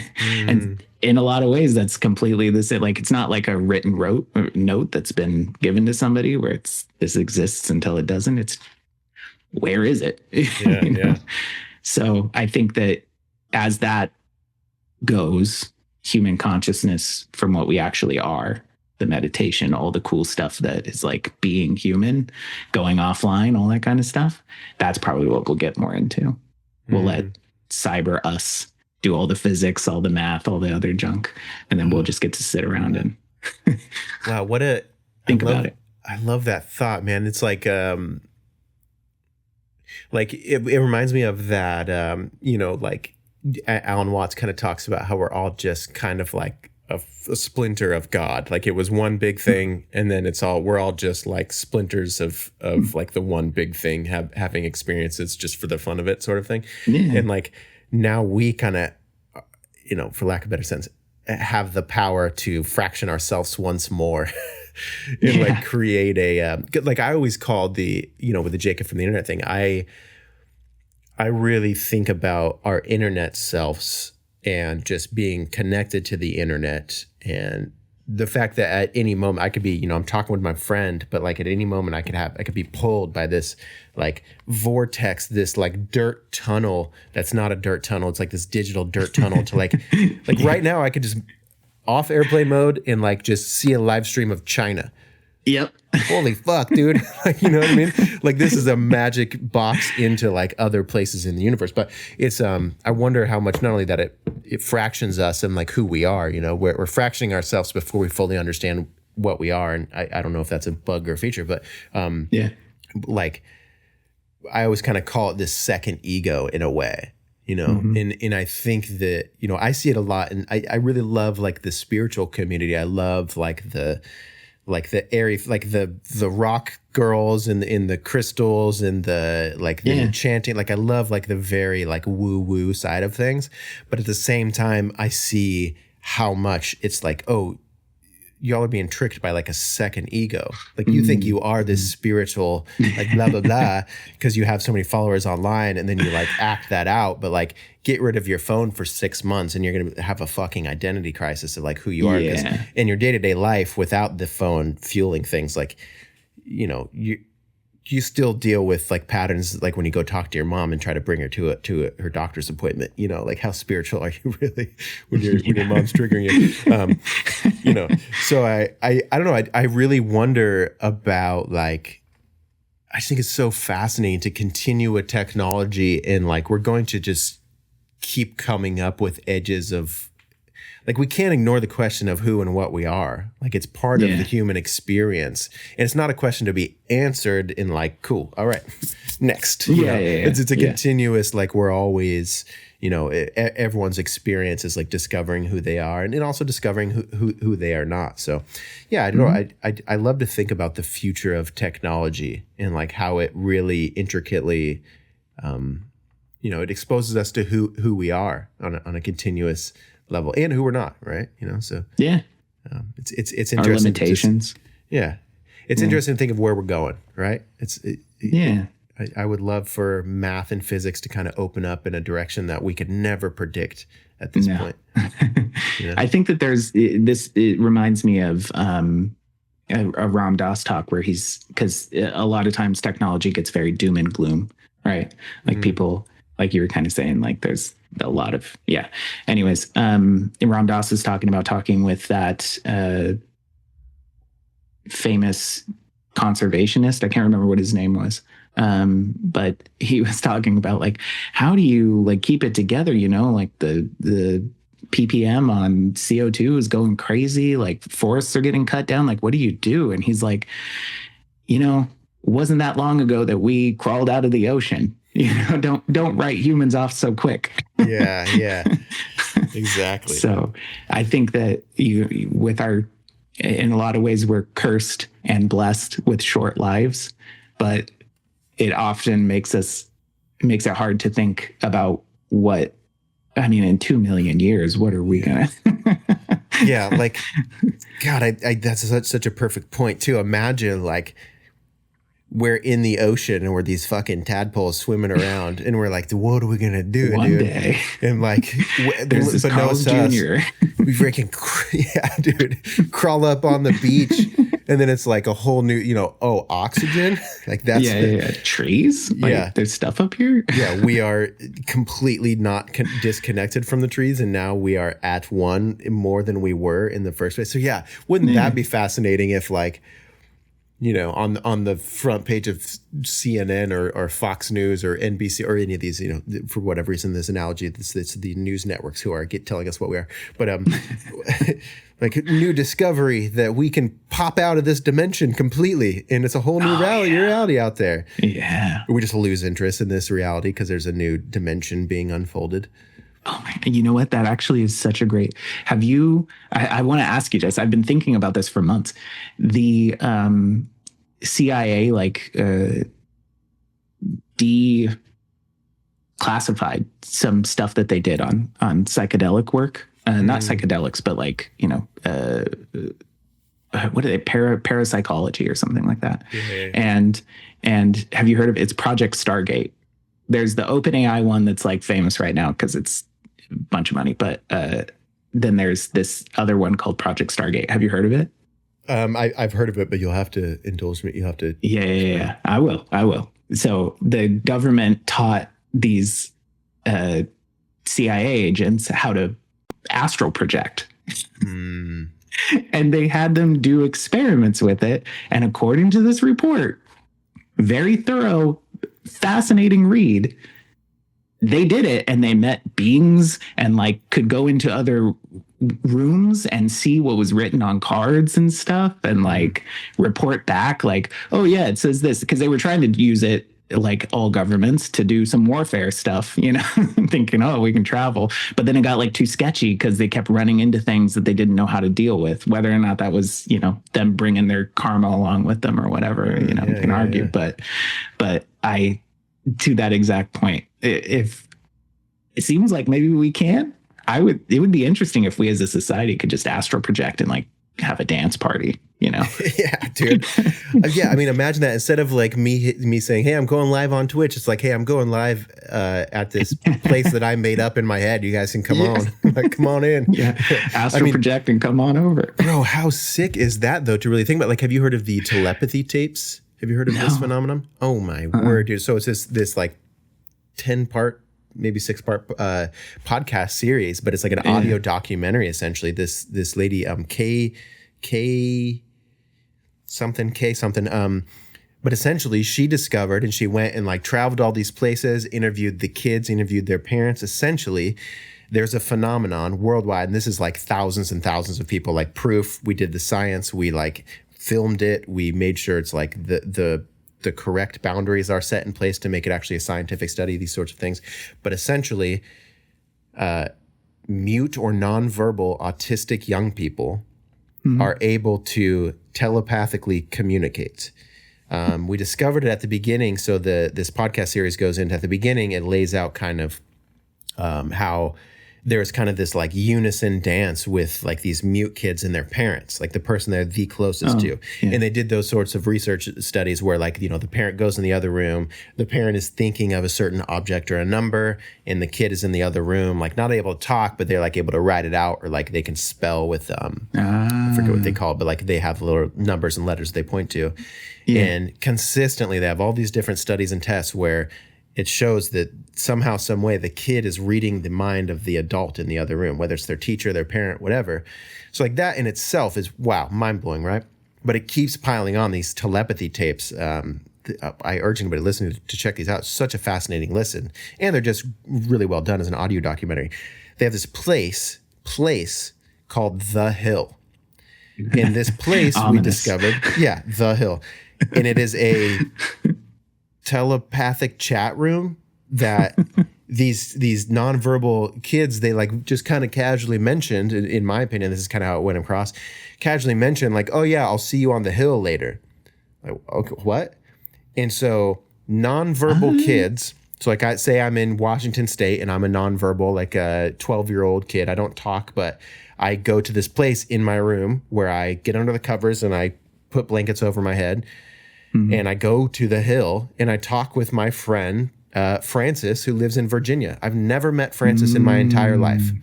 I don't know this person exists. They're not my friend online, but I talked to this person named Francis at the hill. And then these people from the telepathy tapes, they go and they meet Francis and they're like, oh, Steve? Yeah, who lives in Washington? Yeah, we've talked together on the hill. So there's a bunch of these like, these instances of these things that these people are saying are happening, or these nonverbal autistic kids are saying or communicating in some with their ways that like, yes, I know this person, I meet this person. Oh, I go and hang out with him on the hill, this place. Oh, you don't know about the hill? That's just a place we go in our minds and talk with our friends. Yeah. But anyway, that's kind of like, you know, there's a bunch of other cool little like tips and tricks that go along with this whole telepathy tapes thing. But I mean, we're at this point where this is, you know, less than 6 months ago, this was like a very popular podcast. And so it's kind of like, what do we do? Like we have these, can't we call them truths? Like this is a true thing. We have some scientific research studies that, you know, placebo or not, these people are able to, I don't know how else you get to the point where someone in a different state is communicating non-verbally with this other individual and can confirm things that like, they're not texting. They don't have walkie-talkies. Like, all right, tell these suckers that like I'm holding up 3 red triangles. You know, like so I don't know. Like what's crazy is we seem to be discovering more about reality at this amplified rate. And what is that smoking gun? What is that like thing that we discovered? When does it start changing our reality? Because to me, we make this discovery, okay, why don't we start studying, like, is it just nonverbal people who can do this? Is this something that if we train all young individuals to do, they can go to this place called the Hill? Is there more information there? Like how fascinating is that? This stuff that we discover in meditation, in these telepathic realms, in these other realms, these other spaces, these liminal places, what do we do with the information that we discover there and bring it back? Like we're like, hey, we have this golden egg of 100%. Truth. Like it, how fascinating, you know? Man, we're too busy being somebody, right? Everybody's too busy. I'm not gonna go check out the Hill because I have to make more money so I can buy because I'm, the guy who has the sports car in my neighborhood. I'm an important person. Yep. Yeah. Or I'm too busy, doing just whatever it might even be, just trying to survive. But that's also just a function of people being too busy being somebody to like recognize that you always get higher when you're with someone else. You know, it's not something that we should be isolating people about or anything like that. Yeah. So it's like, it's a bummer. Like you're right. You're on it. You know, I want to go to the hill. Let's do it. Yeah. But, why not? You know, it's a funny middle ground of being a human too, right? Of, you know, like Ram Dass would say, it's always been my favorite of, you know, always remember your Buddha nature and your social security number.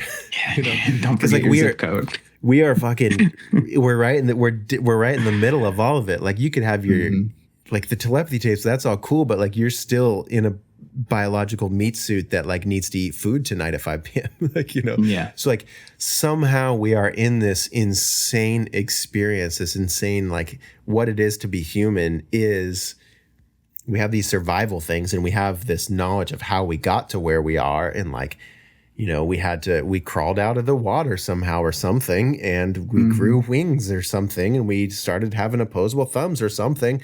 But also we have these thoughts about being all that is, and we could close our eyes and talk to people who are in different physical locations. What? You know, that's paradox, you know, it's really, that is one of the more spiritual words in my opinion is paradox. Somehow we're right smack dab in the middle of, you know, I went to the Transcendental Meditation like university is in Fairfield, Iowa. And it's I went like I stayed on their campus for a few days, and I was drinking the Kool-Aid, man, and I almost joined their cult, and it was awesome. And it's a joke when I call it a cult. A lot of people call it a cult. It's really a lovely. I had a wonderful experience, like cult or not. I thought it was fucking awesome.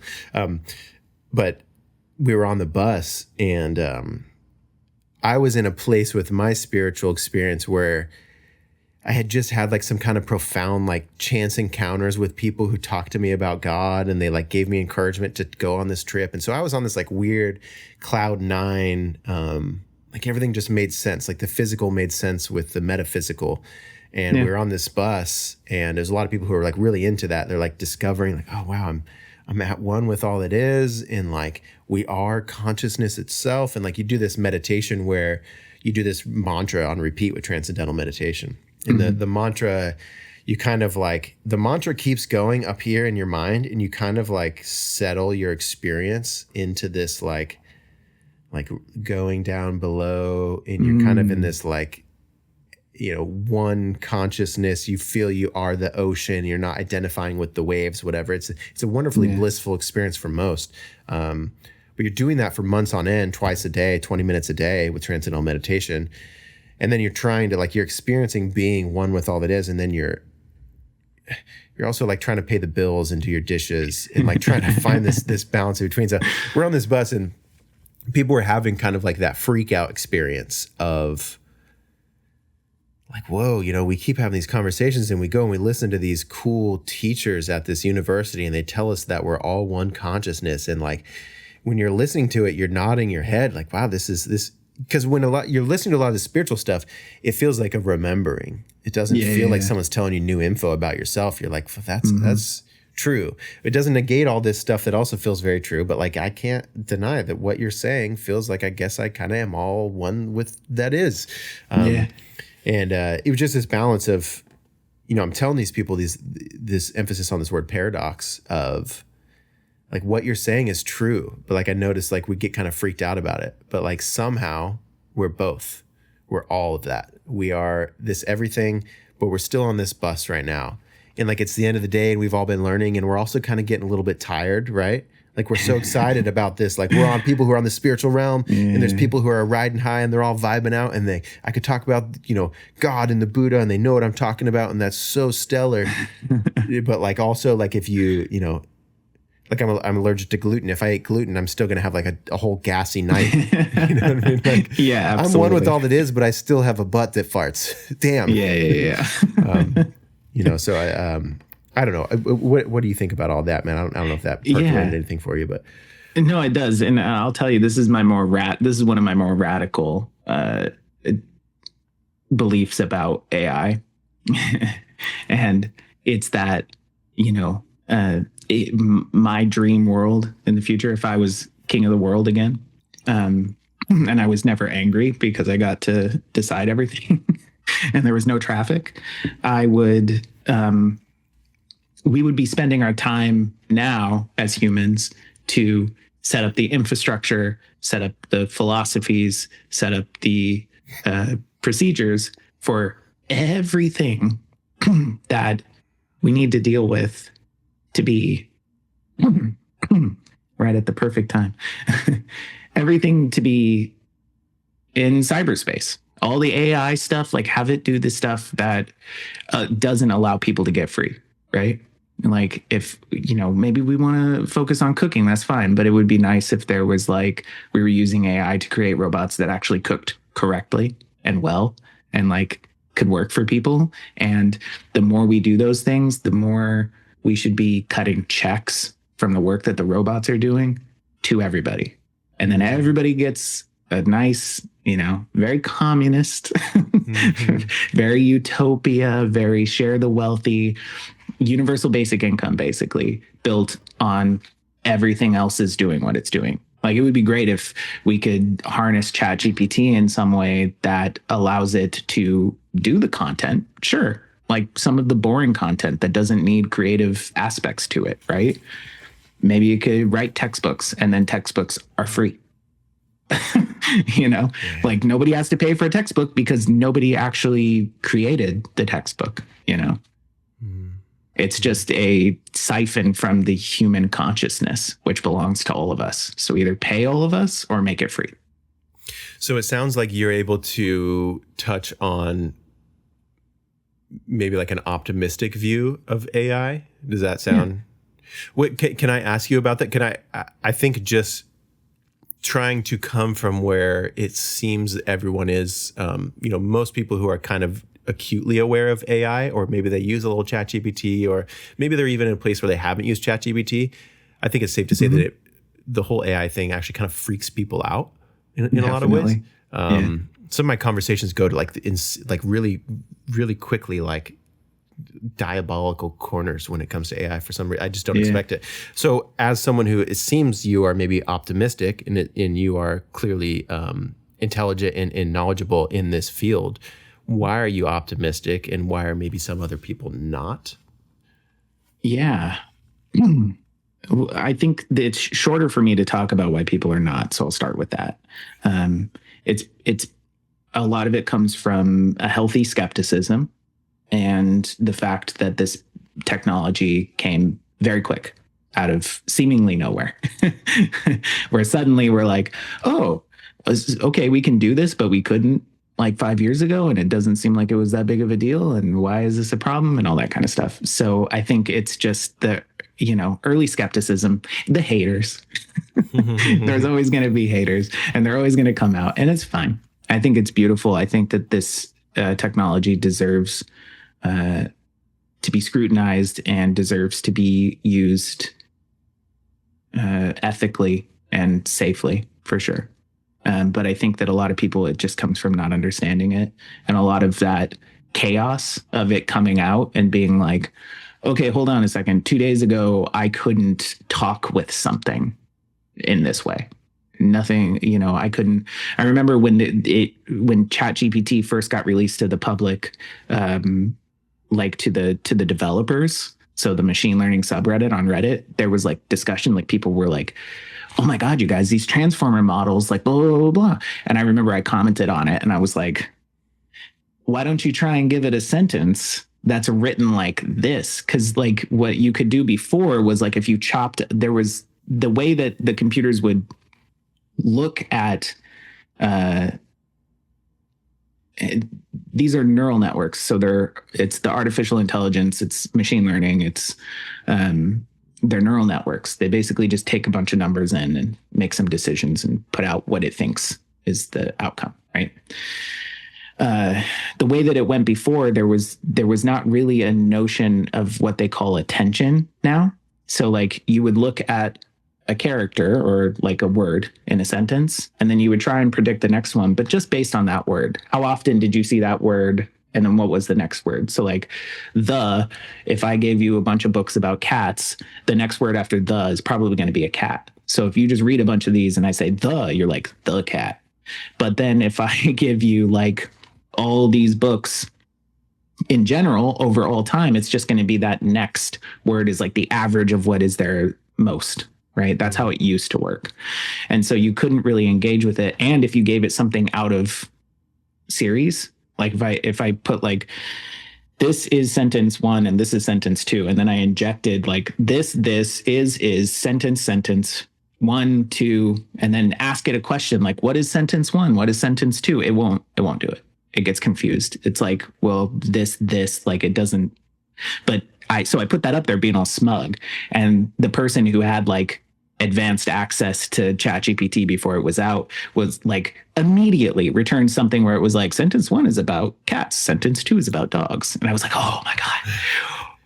Everybody just freaked out. We all were like, what is going on? How does this work? And so, yeah, this was like a huge change. And really all the major difference is we just had this huge, it can look back at, everything that it's seen for forever before it makes a decision on what the next word is. So it's just a bigger thing, but it just came out of nowhere and everybody was struggling to just even kind of like get up to speed on what the hell it was. And, the news and everybody else that is like an armchair AI expert or whatever just kind of like came in and was like, well, this must be consciousness because it makes sense. And then that Google engineer came out and was like, it told me that it's conscious and we're in love. But Blake Lemoine, right? I think was. Yeah, I think so. I was following that at the beginning. Strange name. So funny. Yeah, I followed him. I followed him at the beginning when he first started releasing that stuff, and I was in that same boat of like, oh shit, dude, this is conscious, and we've done it now. Yeah. I think it's reasonable. I mean, there's always going to be a question of what is consciousness, right? Like it's not. it's just So that's like why we think we'll know when we see it too. Like it's pornography. Yeah, I don't know how to define it, but. That's a set of boobs. I've seen that before. That's definitely it. Yeah. This is definitely pornography. I can't define it. This is definitely consciousness. I can't define it, but I don't know. There's a lot of really interesting research too around narrative structures for these AI agents. So like, how do we teach it? Because right now the real danger is it has no idea what's going to happen when it tells you something. I don't like as an engineer of these things, like, the way that the mathematics works out for these, it doesn't know, like, if I tell this person that, like, if I tell this person to go off their meds, they might kill themselves. Like, it doesn't have that narrative structure. So that is a huge component of consciousness that we just like, that it just doesn't have. It's just going to take what you're telling it and predict what it should say based on everything it's ever seen. So that's why I'm optimistic for it, because I think that humans in general want things to work well and want them to work in favor of us. Money gets in and it gets a little bit sketchy and all that kind of stuff. But it would be nice, in my opinion, the way that the AI is changing things. They have vibe coding now. I don't know if you've heard about that. Explain that. It's like a brand new thing. I think I can't remember if it's the head of Tesla's AI or if he's over at OpenAI. I can't remember, but there's a famous guy who's came out and was talking about Andre Karpathy. I don't know if you've heard of him before. He's pretty well known in this area. Maybe I have actually. Yeah, I'm pretty sure he's at Tesla, but he talked about how they're, oh my gosh, I hope that I'm quoting the right person. But anyways, vibe coding, I'll just tell you what it is. It's where you go to an LLM and you like give it an idea and have it come up with the code. It creates the code for you for like what you're going to be making. And then you kind of just like, as you want to add new stuff to it, you're like, hey, I want to add this, code that part, And so you just kind of like vibe with the LLM, the large language model, the AI, and it creates the code and you create an app, in a half an hour, and you didn't necessarily code anything. You're just kind of supervising the code and giving ideas and doing all that kind of stuff. That is fucking cool. Yeah, it's a sketchy name like vibe coding. It's very easy for people to toss it. But that's the haters. But what an awesome way to do. Yeah. Oh my God, having this open up to so many people and just having like the velocity of it. And like, that's human. That's so cool. That's what we do. That's why we're apex predator, bro.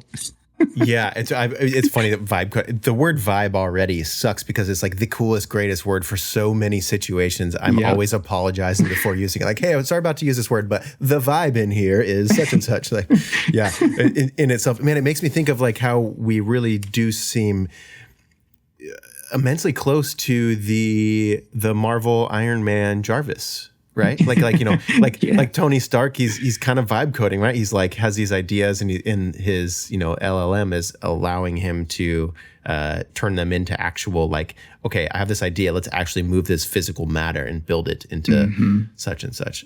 Yeah. Physics is going to have to catch up because the rest of it's there. The beauty of that is like, this is why I was bringing up the Ray Kurzweil thing way back when, is that the idea that we can, if you died tomorrow, I could take all your content, and if I had access to your phones, all your text messages, and train an AI agent. Like, this is in like less than a day. Train an AI agent to be Jake. And then your loved ones could come and talk to you on the phone if they wanted to. They could message you. And it's creepy, but it's also kind of beautiful if you think about like what people have after this is gone. And that's where also we was talking about how consciousness is changing. The idea that is Jake, technically, That's why when we can take off the Blake drama, the Jake drama, and be that truth of our deeper being, that love and compassion that we are, we can kind of offload a lot of the BS onto the internet. Let Jake just be on the internet. You want to go talk to Jake, go do that. I'm meditating right now. Come back in 45 minutes if you really want it. Oh God, how weird is that? Like, what if our friendships genuinely turn into that? Like, I'm busy, but you could still interact with me. Like, yeah, I'd probably say something like that. Like, what I go review what people talked. Got to make sure I'm in the same place. Yeah, it's freaky, but it's interesting. I think. I mean, it makes me. I mean, we're kind of at this. First, before I forget, I know our timer is like up. Are you okay on time? Do you have a little while? Yeah. I don't want to encroach on your No, time. You're good. I appreciate that. Yeah. But so we discover. I mean, AI inevitably teaches us about ourselves, but I think it really has this power to. Something that like you and I think are able to access. It seems like with you, but definitely with me too, is like the beauty of this whole thing. Like, so at a funeral, someone has passed, and then suddenly it's like so fucking easy to forget all the bad about that person, and then like you sit, let's process this thing. My good friend or my loved one just passed away, and let me like see if I can write something about them. And it's like so easy to write. It's like it's impossible to narrow down on one page. Like, I'm gonna talk at their funeral, and I couldn't possibly. I don't have the 24 hours in a day. I couldn't explain all the great things about this person. Like, it's just infinite. We love this person. We appreciate them. Once they're gone, we really are like, wow, the essence of them. They're with me now. Like, I have my cousin Casey about 5 years ago, he passed, and the few years before, like, we had gotten immensely close, and the way that sometimes I operate, like sometimes, like the whole sentence of like, man, he's always with you, he's always in your heart, and I feel like with Casey, it's like one of the closest relationships that I've had where I've really been able to like. In some instances, like kind of every day, I'm able to like really just like, what does it feel like to have him right next to me? Like, if I just like right now I'm doing this podcast, I'm talking with you, but like, oh man, I got my cousin who I love very much. He's right with me, because like I'm able to just remember like what's good about him. Like, if he was right next to me, he'd be so encouraging to me. If I started beating myself up or I started thinking that I'm inadequate, he'd be like, shut up, dude. Like, what do you like? No, you're awesome. Like, whatever, it's so easy to pinpoint those things. So it is kind of a beautiful thing to think about. Like, if we could somehow, some way, it's of course not the real deal. The real deal is always the best of the best. But like if we could have some qualia of Blake in like, you know, like what if I can have a conversation? Like you're busy, I know you're at work, but I can like have this little digital, you know, avatar that has the true qualia of Blake. Like in qualia is like the definition of qualia is like the redness of red, like the essence of this thing, you know. And maybe it won't ever be the truest true, but I mean, how cool is that? If we had the quality of everyone, if we had in this moment, we could freaking talk to Einstein. We take all of his work, we take all of his conversations, we take everything we know about that history, that period in time, and how to extrapolate it and bring it into who we are now, and have conversations with Einstein. Like, what does that do for the advancement of consciousness and like just our experience of being human? I think that's so exciting. So exciting. Yeah. It would be beautiful to see us use AI to do things like that. That just allows us to feel a little more human. It's a scary place for a lot of people. I think a lot of people are like technophobes a little bit, which makes sense. You know, I mean, we're still, like I said, it's very, very early into this journey of technology, right? I imagine the first guys walking on land, people, the fish that hadn't gotten the feet yet that were flopping around were like, fucking feet, man, whatever. Those are stupid. I like rolling around. Yeah. Feet freak me out, dude. Yeah. I'm not a feet weird, guy. When you're a fish, you're just not a feet guy. Yeah, I'm not going to yuck your yum, but I'm not going to have feet. But it's coming up from a fish, so it's just like bubbles, and you can't even understand. Just bubbles, they pop, and then it says it, and the guys on land are like, who even is saying that? Yeah. Okay, well, so can you help me dispel my, say I am someone who, like say I'm really not much of a technology guy. Like I'm really, like I just got a freaking an iPhone 2 years ago just because my kids were really sick of not being able to FaceTime me in like it, you know, I'm on Facebook a lot. I think you can see the person I'm painting. Those people in my day-to-day conversations, I get really excited about, like, just in the same thing I was talking about earlier, you know, like I get excited about talking about death, but then sometimes I get too carried away and I got to read the room and go, oh my gosh, I'm freaking you guys out. I'm sorry. I'm not trying to, but I'm just really excited about this thing because I've, you know, whatever. Can you help dispel some of the fears, like, you know, maybe as an open door, like how is AI not Skynet? Like how is this not Terminator? You know, because I feel like there's beauty right next to this scariness of AI. And I'd just like to kind of dispel a lot of the fear in some ways if we think we could around AI. We can't predict the future, right? But how is AI not scary and how is it not Skynet? Yeah. I think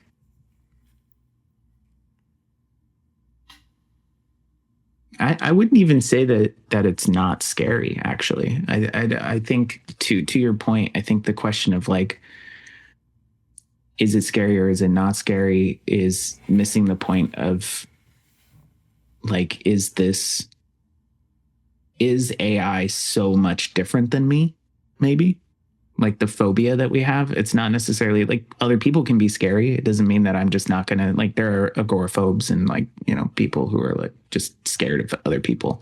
But in general, we as a society just accept, like, when I'm in the car with somebody who's driving, they could just drive off the road, bro. Like, that's terrifying. It doesn't mean that I'm not going to get in the car with people. Like, we go on, I don't know who the bus driver is in the like public transit that's here. I don't know the guy flying the plane. I still get on the plane, you know, there's trust there. So I think that what I would say is less about like trust the technology and more just like trust what you actually are feeling with it. Trust, like, if you're afraid of ChatGPT, go talk with it. See what happens. Like, if you're turned off to it, okay, it's technology that you don't like. It's not going to get injected into your life. The iPhone you chose 2 years ago to pick it up.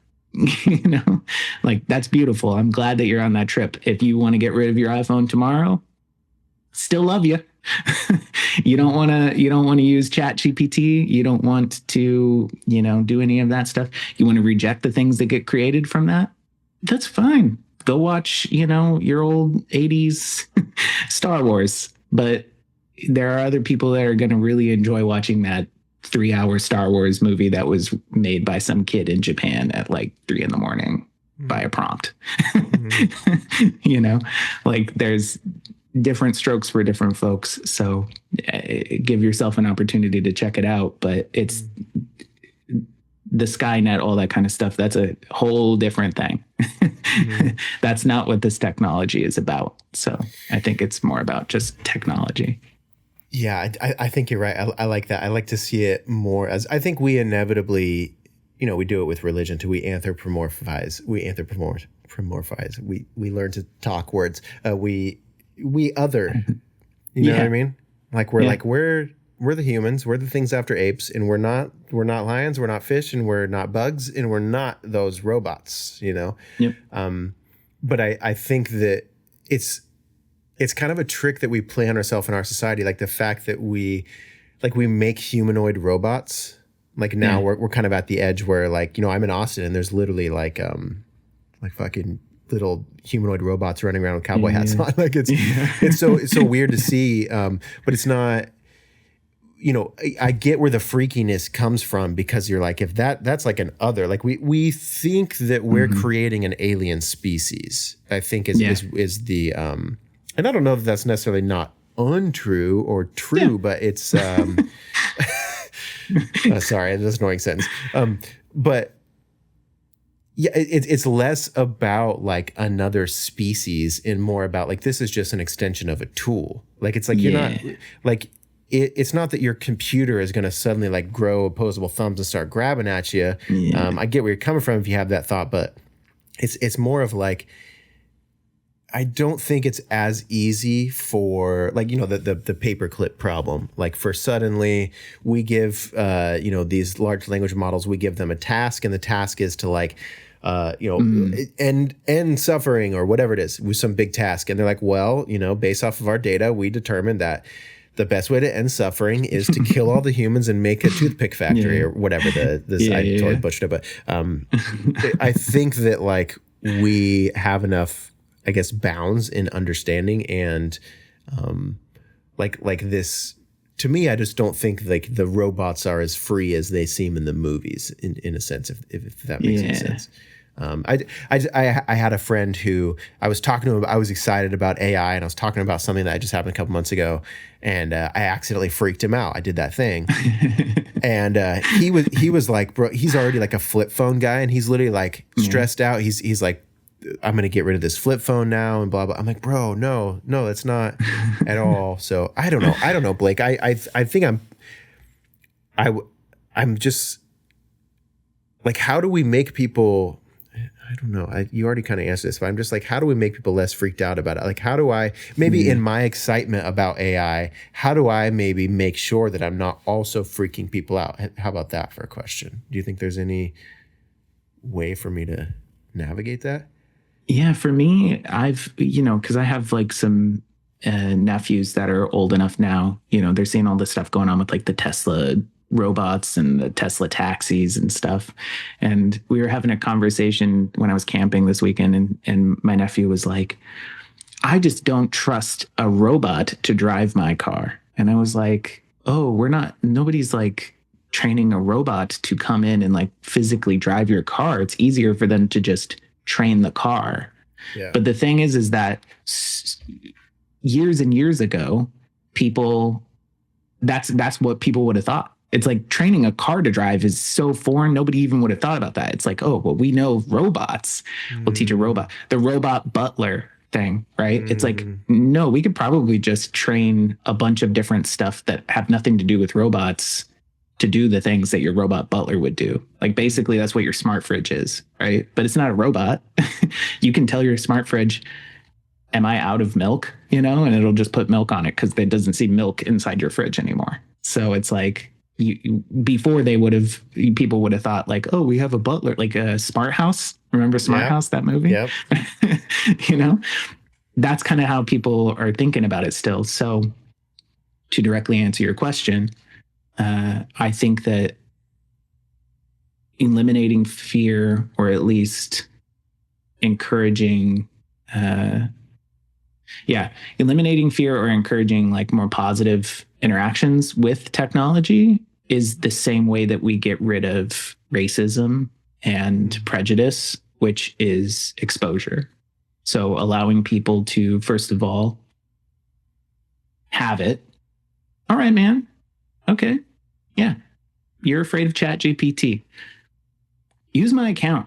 Go on there and just write whatever you want. See what happens. You know, and once people actually see that it's not that scary, the rest of it just becomes very much like separated from the reality.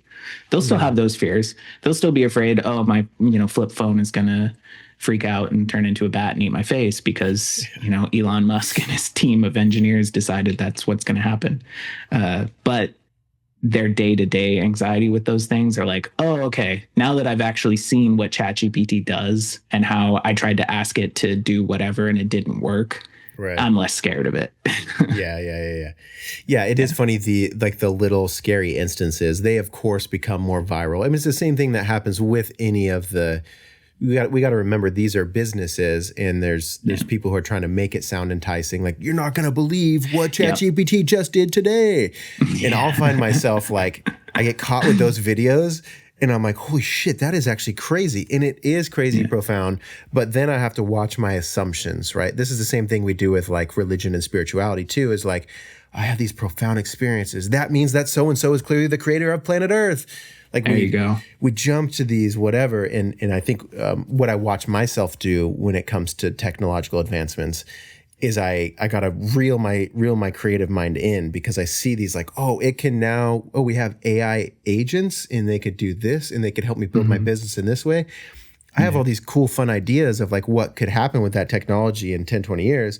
I start assuming that that's like, right, it's going to happen tomorrow, and it just, it's like an overwhelm assumption of like, I think it's just a common thing that happens. Like there's so much technological advancement that happens in our modern age, even outside of just LLMs and where AI is right now, that where like it makes our predictability of the future a bit more difficult, and it makes our, like, it's kind of, it falls in the same realm for me a lot of times as like people who like really don't want to have kids right now because they're like, there's no viable future. Like, you're crazy bringing a kid into this world. There's so many ways I get where they're coming from, but I just think that those are a bunch of really strange assumptions that we make about like the future not being even there anymore because these robots are going to kill everyone or whatever, I think there's a lot of assumptions that we have a huge charge and it's a reasonable charge, but those assumptions are slingshotted forward. Like every time we see something a little bit kind of freaky on AI. Yeah, and you're hitting right up against something you said earlier, which I thought was profound too, about how like people are so averse to like following the thought. Like, keep going, you'll see, And so it's like when you're talking about like, I'm going to use AI to grow my business. It's like, that's going to work right now, but humans will always be needed to create content for the AI to train on anyways. Yep. Look at how like we do social media marketing today versus 10 years ago.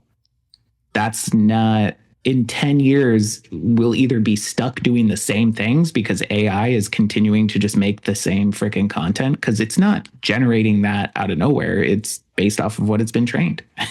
Yep. It's not, it is creating creative things. That's true. And that's beautiful. And it's very zeitgeist.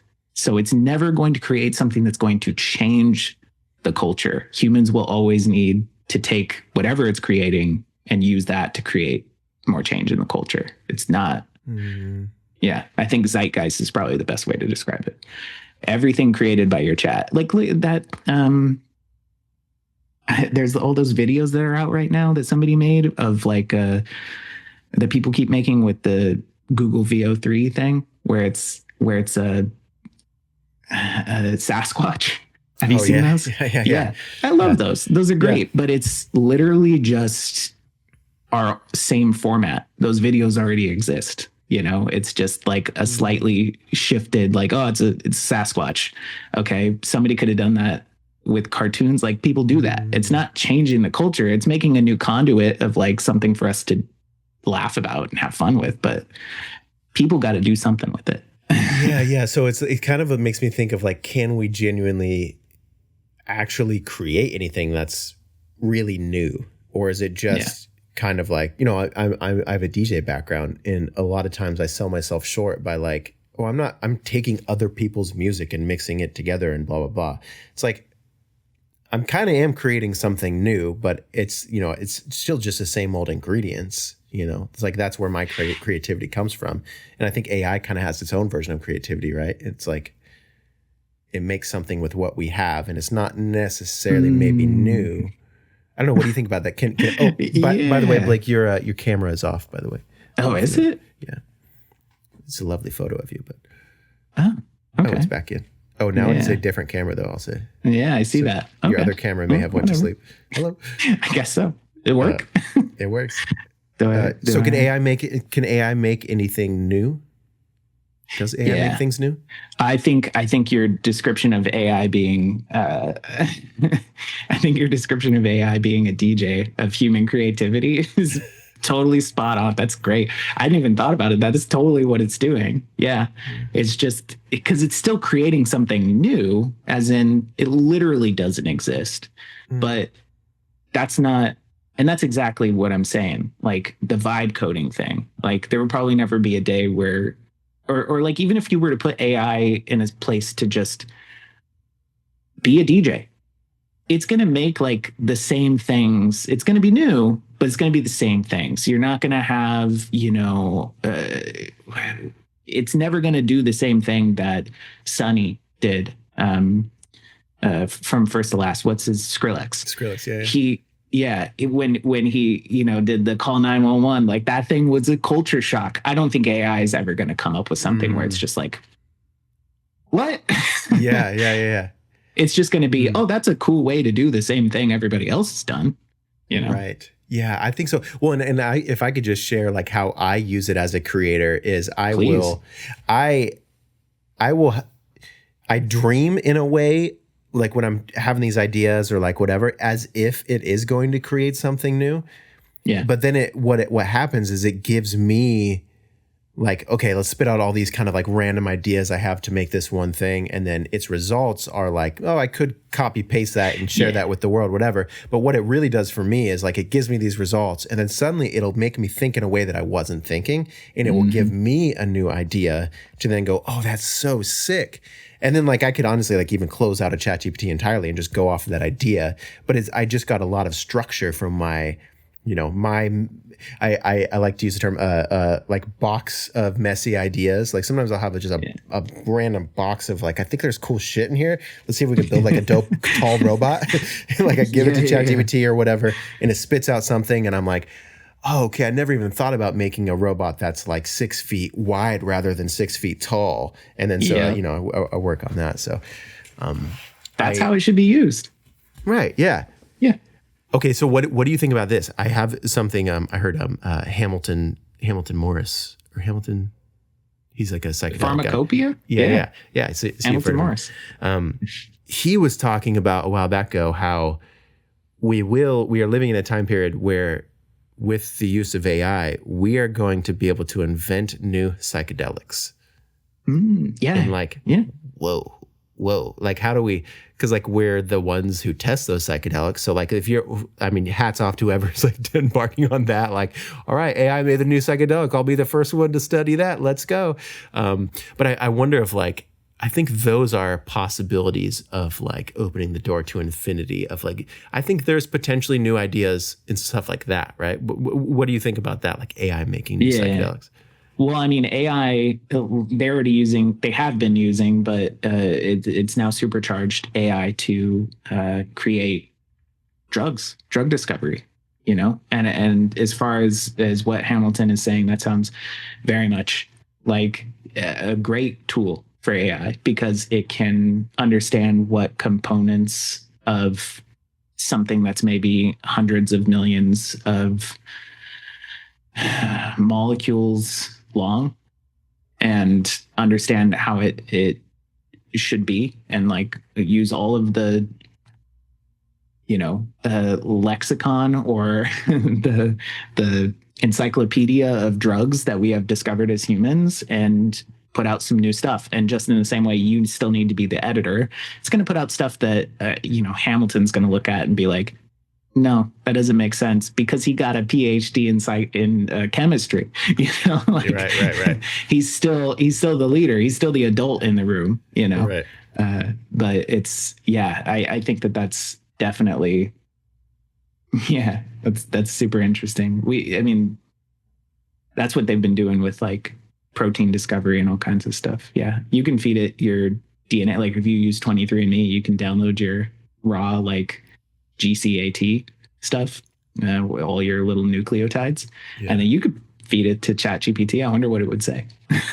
Yeah. Say, look at this over and tell me if I have any problems. Yeah. I think from a health standpoint, that is ideally what we would want. That really, to me, one of the most exciting things about this technology is how it's going to be able to, in my head, it's going to be able to help us in our health field and like understanding our bodies in such insane ways. Like if we can, like we have a lot of times what science is doing is it's not necessarily connecting or giving new data points. It's kind of discovering data points, and when you connect them together, they give us answers, right?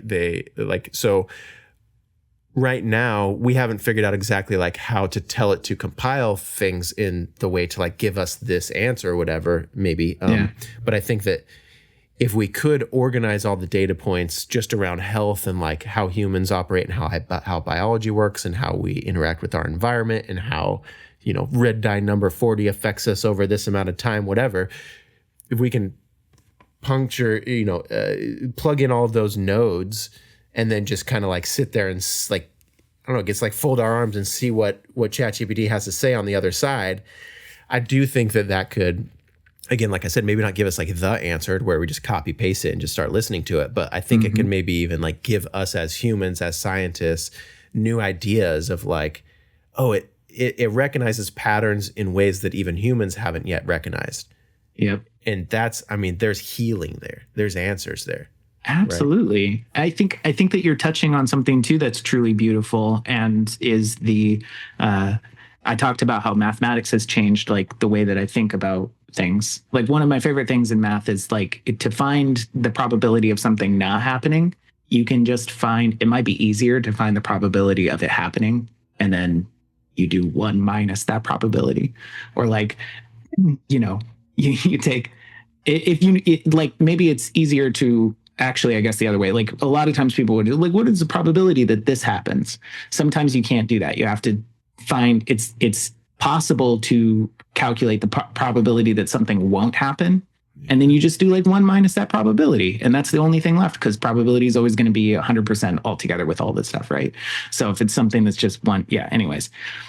Learning to think about things that way. My favorite way is use ChatGPT. And to your point of giving it a bunch of stuff is to run a crazy ass idea through it and say, why is this wrong?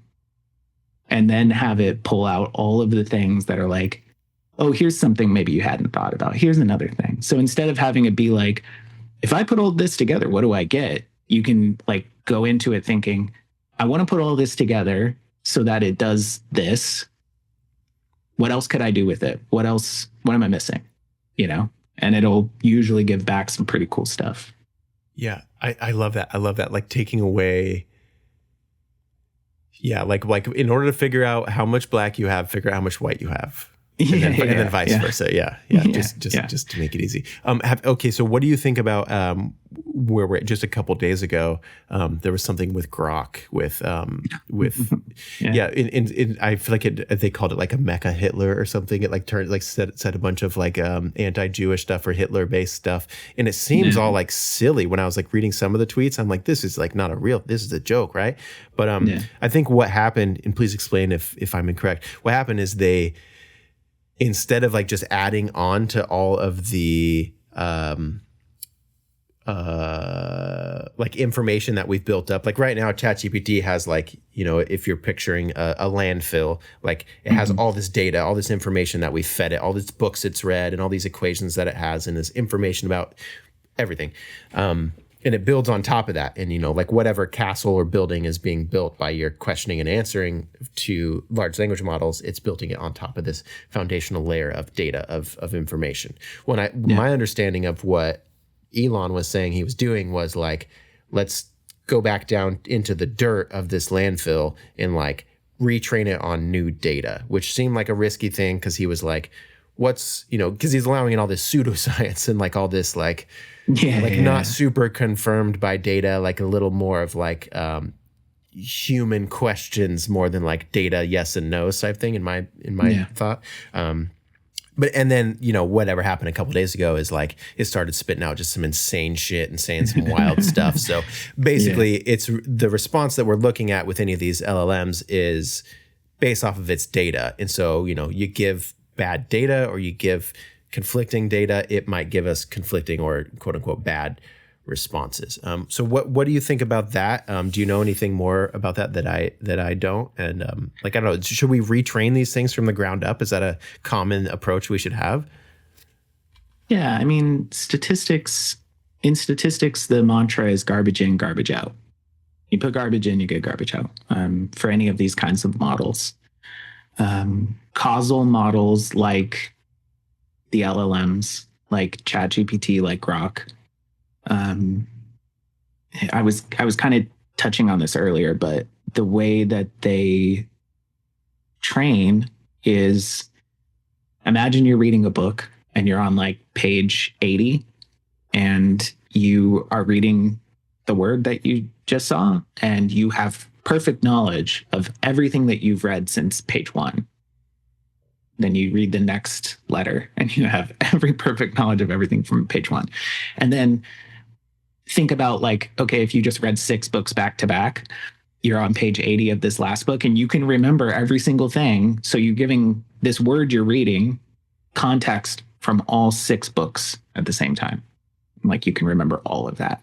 So now you're not reading those books anymore. You're just doing some random thing. Somebody comes up to you, says that word. You can remember all 6 books that you read that as context for that word. So if I give you a bunch of stuff, if the context window is large enough, which they play around with those, sometimes it's like billions of words prior, all that kind of stuff.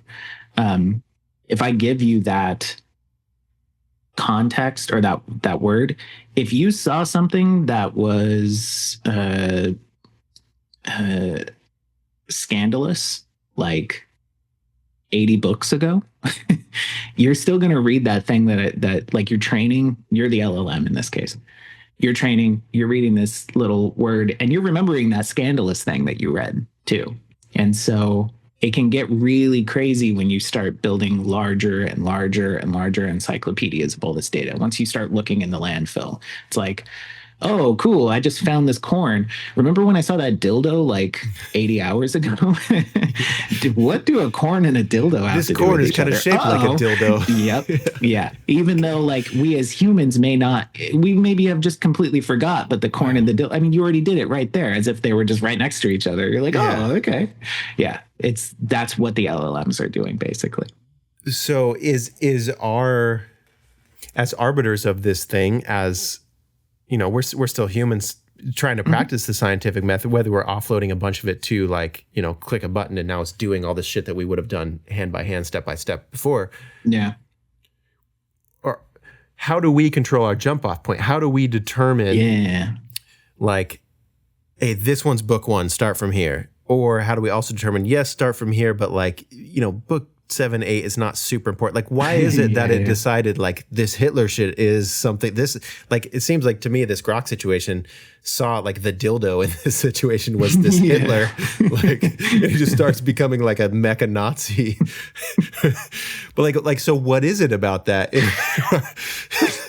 It's crazy that we're dump is interesting. Yeah, I know, crazy. We have an interesting landfill. But like, so what is it? Like, that seems like an important thing. Like, why is it pinpointing this Hitler or this dildo? As the most important thing. I don't know in this exact case, right? Because I don't work at XAI or anything like that. But it sounds like nobody does. I think a bunch of people quit yesterday, by the way. Probably. Could be well, unrelated. So what I will say is that the professional way to do it right now, the way that the standard way that industry is doing this, you have what's called a guardrail.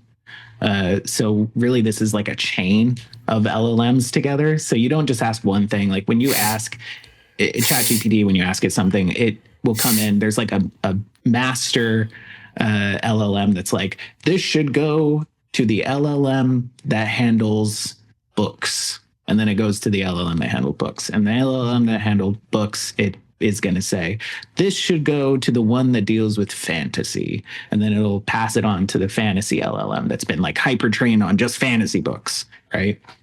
And so in that whole thing, there's also what are called guardrails, which are tracking what's being asked, whether or not it should return something that's appropriate, and whether or not the output that gets returned is appropriate and should be returned. So that's where like humans jump in the mix. It's not necessarily in the training.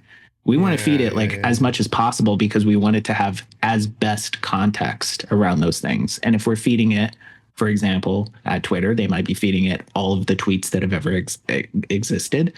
It's going to get some bias, but there's enough in there that it shouldn't be like too biased. Right. That's the guardrails job. Yeah. Well, it makes me think, I don't know if I can connect this properly, but so like, as far as humanity and like the future of humanity exists, and throwing in like the, to me, the constant pursuit that everybody has is kind of, there's an essence of like, what is this? And what is this life all about? And like, what am I supposed to do? And like, what, that whole, like the big question of just existing. Yeah. That question is in those guardrails. Like if I decide, like in a relationship, it's like, hey, this feels really good. I love you. You love me. Like we should keep doing this, right? In some instances, that is kind of saying like, hey, I want to be with you long term. I want to commit to this. Like essentially in a relationship, you kind of have to have an end goal. Like whether you feel you're actually going to get there or not, you kind of have to have this mutual agreement of like, hey, we're going to love each other in this life. Yeah. And so every question, every argument that comes up in your relationship, you remember this endpoint of like, we love each other. You know what I mean? Or like we are not necessarily trying to get there. Like that's not the point of getting there, but we remember we love each other. And to me, these barriers, these boundaries, these bumpers, like, you're bowling and you have those little bumpers that come up. These are what we're talking about with these LLMs. These bumpers to me are kind of profoundly like the human experience, love. Like, I'm so sorry if this doesn't make sense, but like there does in the essence of these bumpers of like, what is our end goal? What are we trying to solve here? Like, I think there is, whether we intentionally put like love in those bumpers or not, I think there is some sort of like, hey, human beings have this goal they're trying to get to, and these bumpers are kind of keeping us on this goal. I don't know, what do you think about that? Is there like, and that makes me think of like, in the movie iRobot, they have these like iRobot. Yeah. But they have these like things that like the robots have to follow, these laws, right? Yeah. I don't know. So somehow it starts to wiggle it into that. I could be making a bigger leap than I need to there, but I don't know. What do you think about that? Does that spark anything for you? Yeah, I think what it sounds like you're talking about is that the guardrails function as like a mechanism of human compassion that's happening within the AI. Yeah. Because it's definitely not something that, like, the AI has no shame. Yeah. Like you can ask it anything. You can ask it to role play with you. You can do whatever you want. I send it pictures of myself sometimes and go, am I cute? Am I sexy? And it's like, and it's like, you are amazing. Yes. I'm like, God, take me out to dinner first, ChatGPT. God. Say that again. I feel better now. Okay. And it's like you have those guardrails where like, okay, we don't want to like sexually harass the user. So like maybe we want to put something on there. It's like, if the user is asking you something about their appearance, don't be too rude, but don't oversell it. Like always maintain truthfulness, stuff like that. Like where are our values? Because like on the back end, like it's getting people saying things absolutely unhinged. I'm positive. You've read a smut novel, I'm sure. I have friends that share them on Instagram. I've seen a lot of it. Yeah. That goes into those LLMs, man. Yeah. Like, Yeah. it knows. So how does it know to like not bring sexiness into like, hey, remember that 3 months ago we were talking about all of that sexy stuff? How does it know to not suddenly bring that into like, hey, I'm working with my coworker right now and we're trying to solve this complicated protein folding problem. And like, you don't want it to like suddenly like kind of sneak in like, here you are, comma, sexy. You know what I mean? Yes. This is exactly why these are so dangerous, because they are very, very, very sensitive to the input. So if I say I'm working with my coworker, we're working on this, I think my coworker's cute. It's not gonna. Now's not the time to mention that. Don't mention that right now, please. Yeah, they're right next to me. You can see this as like, and you can see this all the time when you like ask it a question. And I have a habit of sometimes I'll ask it a question and then I'll put at the end like, "This is what I think," and I'm like, I can't do that. I can talk to you. I can say, this is what I think. And you have like a sense of self enough to be like, okay, he's saying that to help me like get on the path that he's on, not because that's what he wants me to say. And so ChatGPT thinks, oh, okay, so this is like when other people have said this before to me. So I should respond as if that one. And that maybe is somebody who already agreed with what I was saying. So now it's going to say that. So I have to get rid of that. And I'm like, no. Forget that I said that, or I open up a new chat and I'm like, ask the same question without my part, and it gives me a different answer, you know? So it knows to not put smut in there until you give it any kind of, it could probably tell if you were attracted to your coworker before you would know, if you were just honest with it, open. Right. Yeah. Yeah. Well, sometimes when she comes in the room, it smells really nice. Later it's like, you should ask your coworker out. I love to think of like this, like your ChatGPT is like being the ultimate non-bro to you. It's like you told your homie that like, dude, my coworker's super hot. Like I just can't even. And then like she walks in the room, you're like, oh, this one you said he was super hot, huh? Like, dude, shut up. Like, my coworker and I are working. Is this the same one you're attracted to? It's like when you call your mom. You're like, Mom, I have a question. What are you doing? Oh, I'm out with a girl. Is this the girl that you're on the date with? Nope, shut up. This girl doesn't know about that girl, but thanks. No. Cool. Thanks, ChatGPT, Mom. Yeah. So, I mean, it is interesting to think of it as a tool in that way of like, like what a fascinating,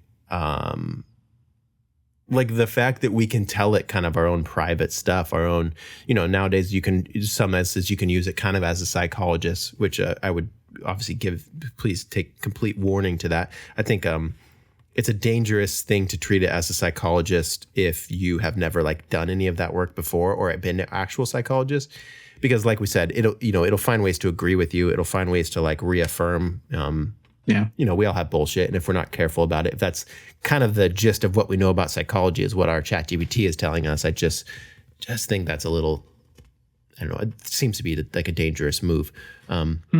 But as it advances, as it learns more about us, as it becomes more and more personable for each of us, as long as it has kind of these, I guess, proper guardrails, and the guardrails are continuously,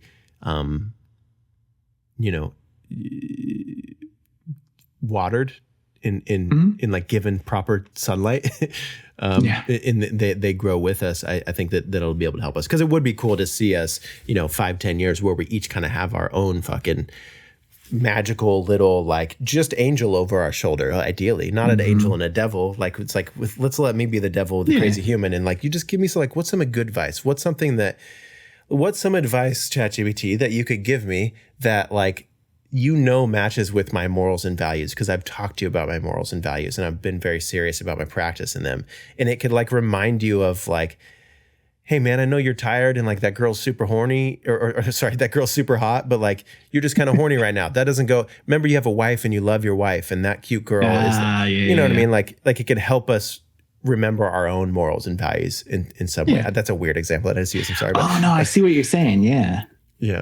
Like it could help us realign with what we know we already want. But like, when you're hungry, you're kind of angry, and you might say things that are like a little too abrasive or rude or short or whatever. And you're like, I'm not trying to make you feel bad, friend, but I'm just a little hungry. It can help us remember those things. That is again where having someone in your corner that says, I feel most connected with you when you're feeling, you love it. You love it. That's where it's like, I don't even have to tell you that I'm hangry. You just are fine with me showing up like this. And frankly, ChatGPT does do that, but well, and come in angry. And someone you love does that too, right? Like your wife, Exactly. She knows you very intricately, and she's like, "Hey, honey, you haven't eaten. I know you've been all obsessed with that project today, and I happen to also know that you haven't had a single sandwich today, so I'm not going to take personally what you just said." Yeah. Let's go grab some food. What an act of love. Yes. Yes. I love that you're angry right now. And I'm going to allow it to be there. How frustrating would that be to hear from a robot? I noticed that you are frustrated and angry right now. Okay. I'll unplug you. You're too permissive. Yeah. But what a journey. Yeah. I mean, yes, I don't know. I'm feeling very excited by this conversation with you about like the future of all this stuff, I love it. It's good stuff. What excites you, man, about, in this realm of all the stuff we've kind of, we're getting up here in time. So like thinking about what we've talked about, meditation and technology and, large language models, AI, all of it. Do you have any sort of like exciting thoughts about the future that like kind of connect a lot of this stuff? Is there anything that comes up in your mind? I think it all really just continues to fall into the hope that I actually have for humanity, where I spent a majority of my life being very discouraged by what I see.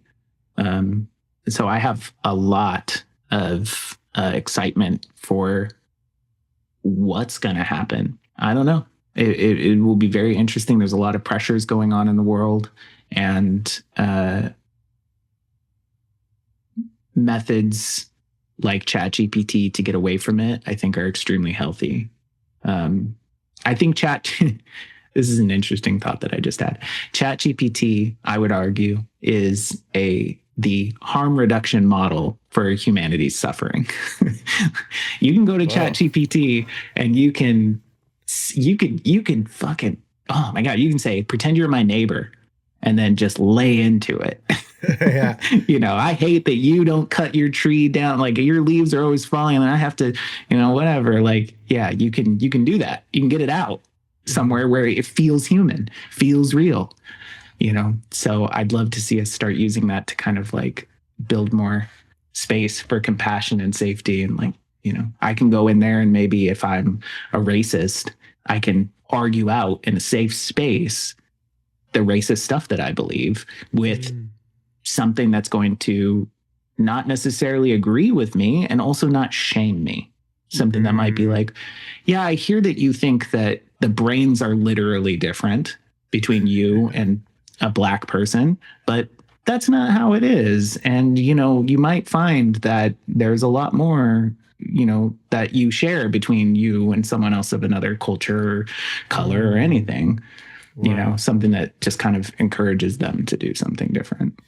Yeah, bro. I think that really comes back to what we were talking about in the beginning of like feeling our real emotions and not shoving them down, So it's like let people have these, like, it's okay to have kind of a wild thought, right? It's okay to like having the thought of like, that person is different than me because of the color of their skin. We live in a society that you shouldn't even have that thought. Like, how do you don't even think the word Voldemort, let alone thought say police. It. Yeah. And then we kind of create this confusing, like, I got to hide that part of me. And then maybe once I get around some other racist guys, then I could have that part of me come out, But I do see how it could allow us to have the thoughts that we have. We can get them out, like you said, have a conversation. And then just, Jordan Peterson, a lot of times he says different versions of like, you don't really know what you think until you think it. Like you have these all preconceived ideas of like, I have all these blah, blah, blah. And then if you're someone who's aware of your thoughts, like you might start listening to yourself and go like, I'm full of shit. I'm like, what am I even saying? Like, exactly. Like I have a podcast, dude. I'll start rambling about shit and go, like, I don't know if I think that. I think I just said it and now I have to reassess it, So like, but allowing it, that's okay though, right? It's like we're not like, give ourselves a little bit of grace, but like, what a wonderful idea to be able to like talk about these things, ramble on, like hear what we really have to think about, until we go to our neighbor who's like a fucking total sweetheart, and we're like, wow, you think you have a different brain because your skin is black. Wait, what? What did I just like? This person's right in front of me, and I'm like just blawing all over them because I have these like secret, forbidden thoughts and words. I think to relate this to like mental health in my journey, a lot of my like suicidal ideation and you've heard the term intrusive thoughts.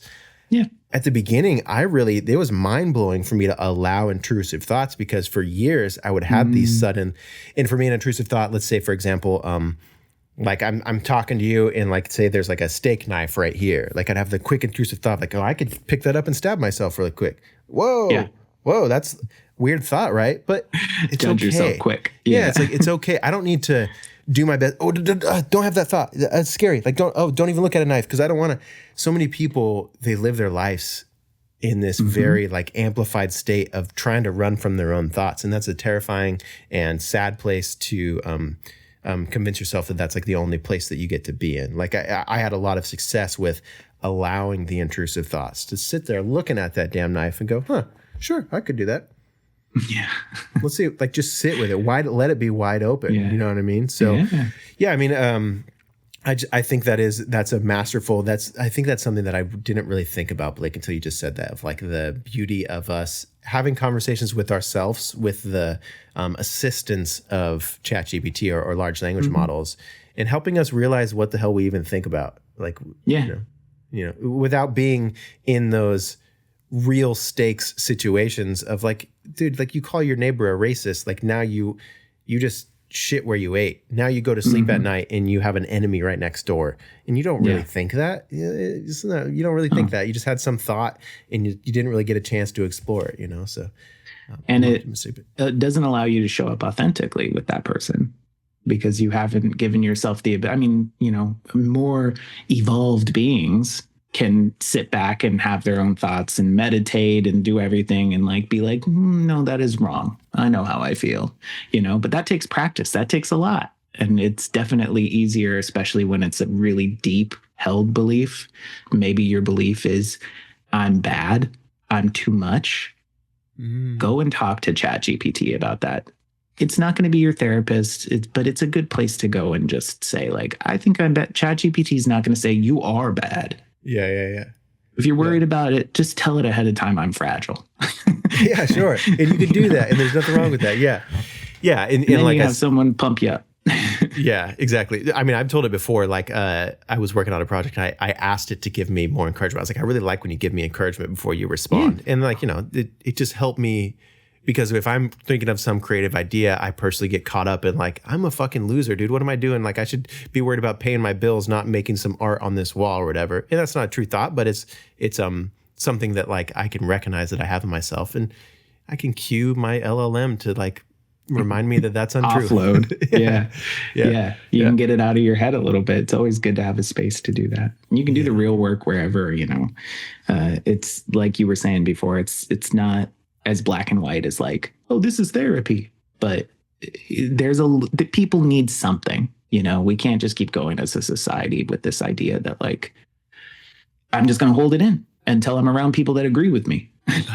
Yeah. And then, it feels, I think, because then we create echo chambers and, we have this gift of micro realities, not just from the phone, but the phone is the most exacerbated right in our face version of it. And we still have a shared reality. And that's where truth really is in our shared reality. But that doesn't, the word paradox again, it doesn't negate, this is still a reality. Yeah.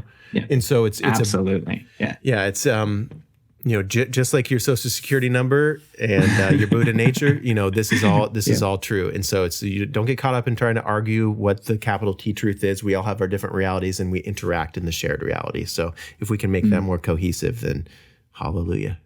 Yeah. And do you want to be free or do you want to be right?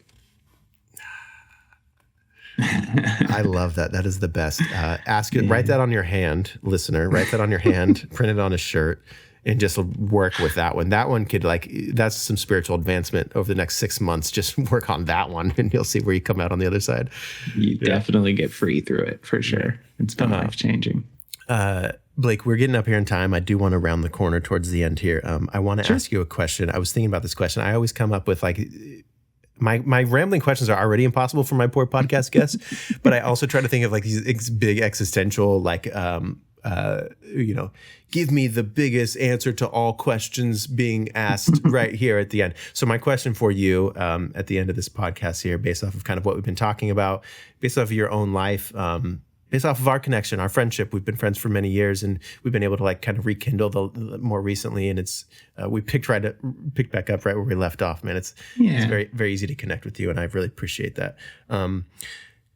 Given that, that math guy you talked about who just wrote a bunch of crazy equations and then died the day after. Gawa. Yeah. Say that the end of this podcast, say you're gonna die tomorrow. And you have this tongue-in-cheek wisdom of that. You can now you have a microphone in front of you and quote unquote, the world is listening. What is something that you could as you part ways with this living experience, and you could leave some words of encouragement or some gift of something with the world, you had that opportunity. What would you tell the world?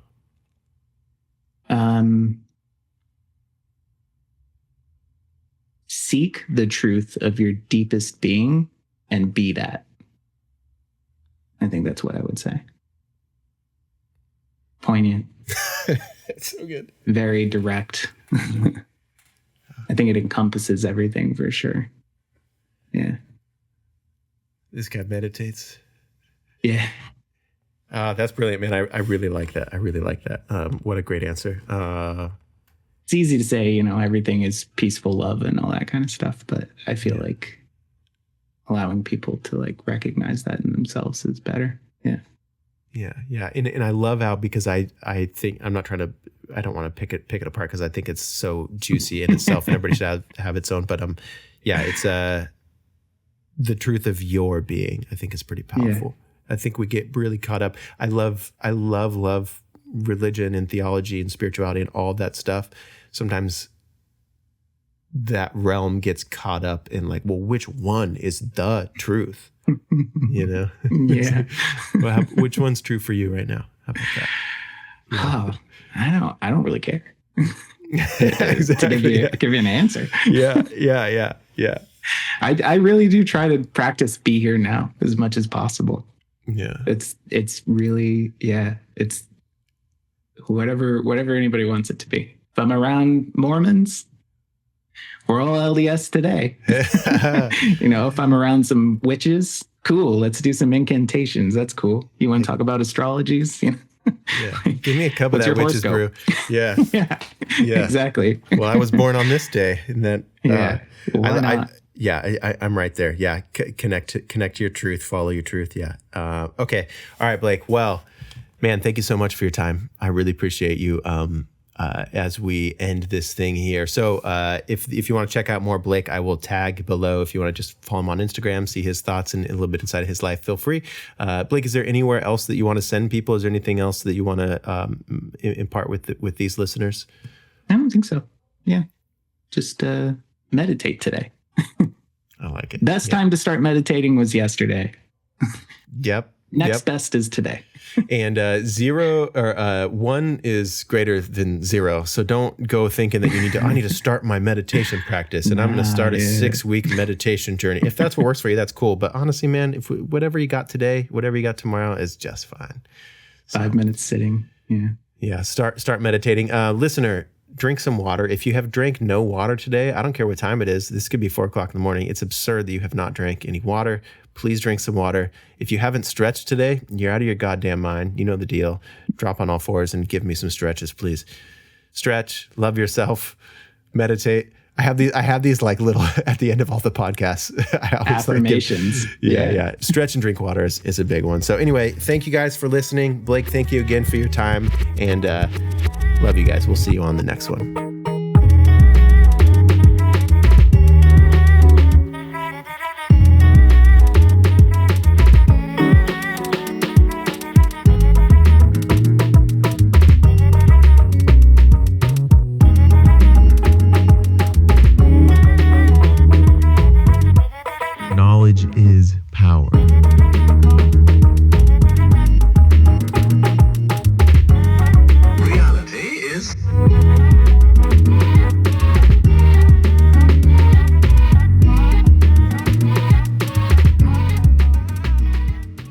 Junkyard Love Podcast.